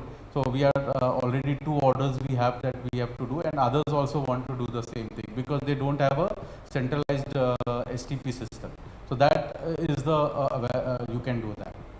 So this is for the black and grey water put together. If you want to only do the black water, which is the toilet water, then we have this bio toilet, man. So you can put the bio toilet, that is the bio tank, which you can connect it to the outlet of your toilet waste. So that is the bio toilet, and it works absolutely no problem. And we have some client, they have done it in their factory. So whenever there is a new factory, they take the biodigester tanks from us, and now they have just taken 10,000 liter tank, which is for their requirement. So all the human waste goes in the tank and gets treated, and they don't have to clean the tank ever. Sir, am I right? Yes. I didn't understand in concept how it gets, clean and the tank is always available and you will not go. So in the case of biotoilet, ma'am, so it is a digester. It's an anaerobic state where we put the bacteria, which is a very specialized bacteria which eat away the human waste. So that is how. So the water gets clean, and the clean water comes out of that system, and we can put it in the groundwater discharge. So gas will be very less, sir. Because one household, not much methane will be there, sir. But if you are doing for a very large community, then the gases could be there. Yeah. So it is for the planting the water in plants and other You places? can use it for the plant, ma'am. Yes. Only the plants? So for the biodigester, we are not suggesting to use it for the plant. You can just directly discharge in the groundwater. But for the right side, which I was talking, you can use it for the plant or even flushing if you have the flushing line. Because that has anaerobic and aerobic both. So that is how it is. Thank you. Yeah. But you're not showing anywhere exhaust at all. Yeah, sir. It is a must, I think, no exhaust. So exhaust pipe is there. I'll show you some installation photo. Yeah, maybe I don't know. I mean, as per my knowledge. No, so if it's a very large plant, sir, the exhaust is required. Small, not required. Smaller, we put a pipe. Yeah, but actually, कुछ gas ज़्यादा निकलता नहीं है. Yeah, so not much gas is there. But So- it is, I think, it is. So we put a pipe is always there. Always should be Yeah, there, yeah, I think. always there, sir. In this, you're not able to see, but normally we have a pipe which runs to the. Okay. Yeah. So these are some of the products we do for railways. So the idea to show this is that we have the capability to develop products also. So if let's say if we are working with you for certain requirement, we can do some sort of these kind of innovation as well. Yeah. So coming to the water side and wastewater. So what we are doing, sewage treatment plant, we have already explained. So we have the MBR, SBR and MBBRs, the regular ones. Then we have water treatment in form of a ACF, that is carbon filter, sand filter, softener plant. And then affluent treatment plant, and then O&M servicing also we are doing. And we are also offering as a service. So let's say, I'll give an example. So if you have a factory and your plant is not working, we will be happy to come and have a look at it. And we can take over the plant, even if little investment is required, we are happy to do that also. And take it for a long-term contract. So to give you an example here, sir, we have done this My Home Vihanga, which is in financial district, a large residential society, more than 2,000 apartment. They had a 1200 KLD MBR. They had an earlier plant was there. So we took over the full plant. We invested the money, and we have signed up for a 7-year contract. So it's like the way you buy house. We are saying you can also do that, the same thing with STP also. So we are recovering our money over a period of 7 years, and we are maintaining it also. So they are only interested to get clean water, which we are giving to them. So that concept as a business model innovation we are doing in the market. So that could be applicable to a lot of industries today who are suffering with the poor management of O&M of these ETPs or STPs. So that is what we are trying to do. Yeah, go ahead. So I told you about myself, then Mr. Sripadji also explained his background. Then we have Mr. Ajay Jain, who is an advisor. We bought a company in Chennai with the name Enzotech, and Ajay was running that company for a long time. And so he brings his expertise, his relationship. So we are really serious to build this business. We started in 2 years back, specifically the water treatment business, water and wastewater. But we have now accumulated the team. You see here a lot of people, and now we are building this up in a big way. some of the projects that we have done. Next, some clients list. Yeah. Right.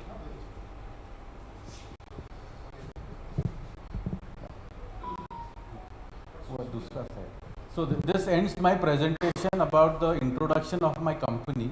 But now specifically we will talk about the product that we wanted to discuss today.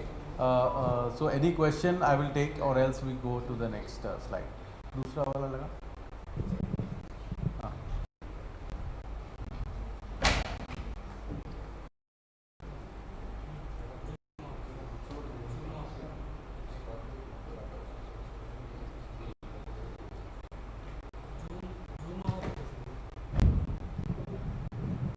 So here, before getting into that presentation, I just want to show this here. So here is the footloop that we have selling, and this only uses 1 liter water for flushing. And this is the Jucaso that we are talking about, which we will talk more in detail. So इसमें सबसे interesting क्या है? So and everybody would have experienced this, right? So when you in the houses, if the water is not there in the cistern, then you get a bucket full of water and try to flush off the thing. इसमें वैसे ज़रूरत ही नहीं है. अगर if the water is not there, only 1 liter water you can flush out the waste. So that is, it is like a and foot pedal action, and we can show you like it is a working model, and we can, once we finish the presentation, we can see all of us. So you, if there is no water, you just put the water with the anything, yeah, and then just press. Once you press the foot pedal, it just flushes out everything. No, so here the tank is not required to be filled. Even if the tank is empty, you can use only 1 liter water to clean this up. No, we have to pump the water. Water will be there. So 1.4 liter capacity water will be there. So in case if the water is not there, also it can be functional. Because in our houses, if you have a Western WC, if the water is not there, you can't really use it. So this is like sort of an number one, it saves water, and number two, it can be used anytime. You are saying water is not there, how the water will come? So water, so 1 liter water is required. 1 liter water required. 1 liter into the flush tank. No, you have to put it here, sir. You have to just put water like this. Even if you don't have sufficient water, you can just put the water like this and then flush it. That's it.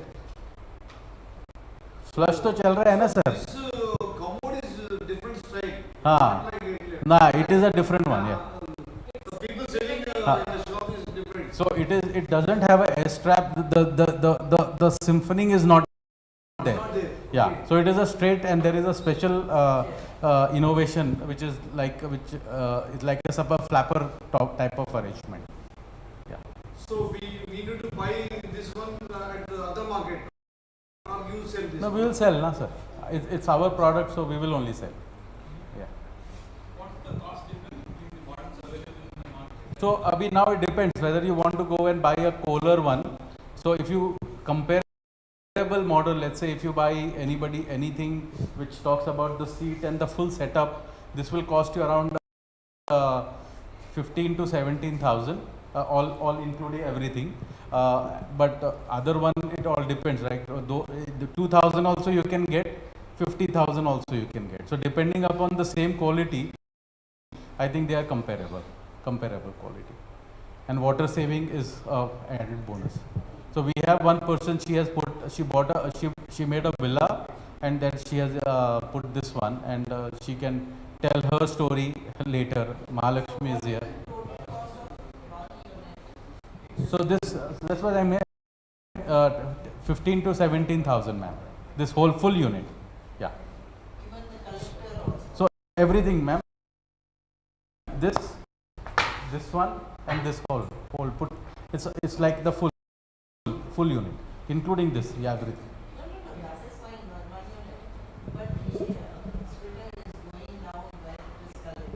So that it will connect to the pipe, na ma'am. This will connect to a pipe. So you have to connect to your outlet pipe. So that whole other piece of the unit will be differently priced. I'm only talking about this product. So you're selling comfort and your treatment is sewage treatment also you sell, no? No. Sewage treatment will be like after this, you put a biodigester tank. So I will sell you this one and the biodigester tank. So dono saath mein ho gaya. Separate. Yes, that's right. So biodigester tank will be depending upon the requirement of the size. So whether it is 700 liter for one household or maybe more for a larger community. That's how it is. So Namita is here. Maybe you want to just come and say hello to everybody. Namaskar everybody. I'm sorry for this delay. Coming all the way from Abrahampatnam actually. So that's the reason it got little delayed. Thank you for coming and showing interest to know our product and our services. So I think, thank you sir, thank you all the industry owners who are here, and I think you finished your presentation? Company introduction I will So please take benefit of this opportunity to understand the product and how your industry can become water positive and water secure. These are the two lines that I would like to emphasize on, because the future of our industry only depends if you are able to recycle and reuse our water systems. We have septic tanks which needs to be upgraded.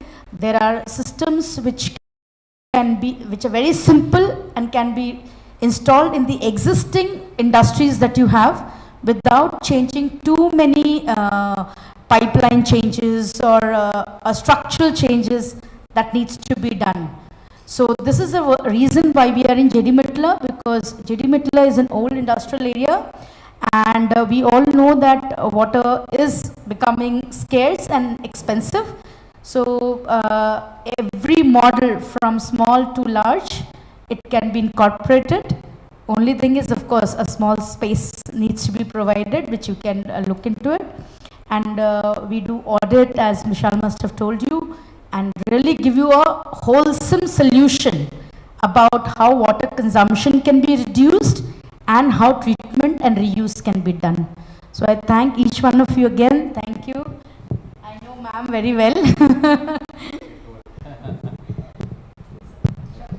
Thank you so much. Thank you, Namita.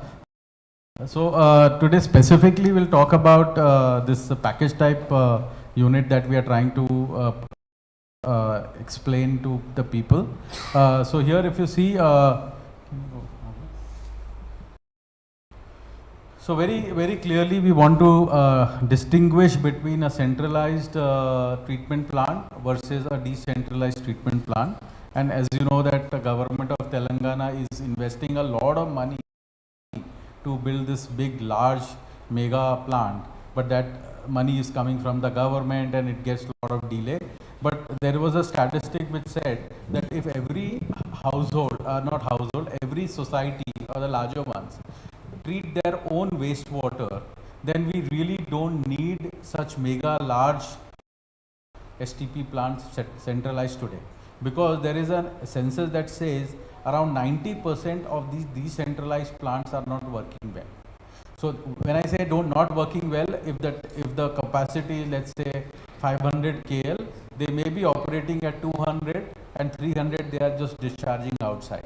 So that is what I mean if they are not working well. So 90% of the plant has the similar situation. So we are doing a lot of audits of these kind of plants, so we are aware that there is a problem. So this is about the residential and commercial.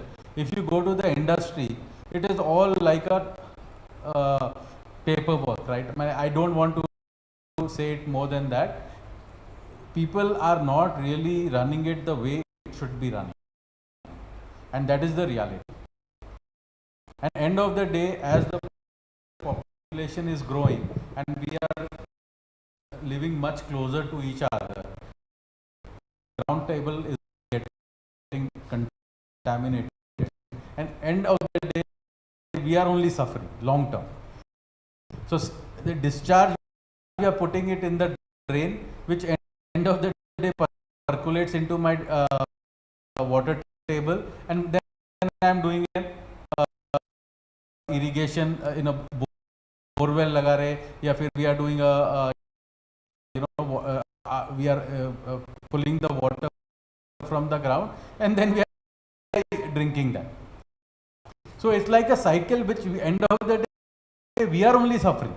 And I'll tell you one new geo that the government is planning, that they are going to put a fee for borewell. For every borewell, they are going to put a fee. So they are going to monitor how much water you are taking from the extracting from the ground, and you have to pay the money to the government. So it's like the water bill आएगा, वैसे borewell का water bill आएगा. Every have to do that.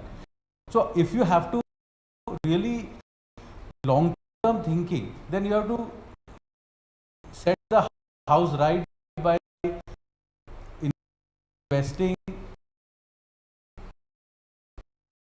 in your EP, your ETP, and making sure that they are working well and you are able to reuse the water.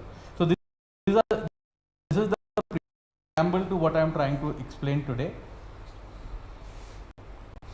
So obviously centralized plant, we all know about it, and decentralized is like smaller colonies, apartment, villas, as ma'am told.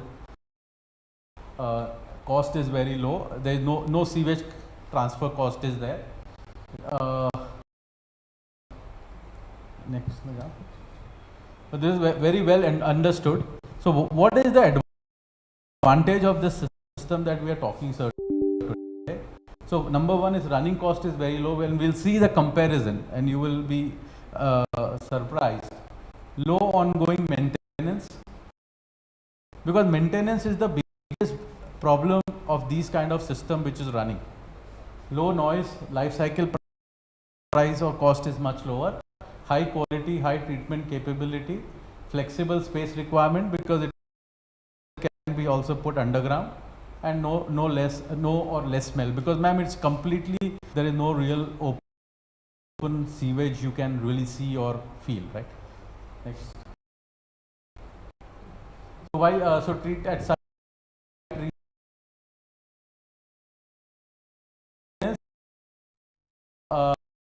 only monthly removal of stacking goods like plastic, what ma'am asked already, and every 6 months vacuuming out excess sludge.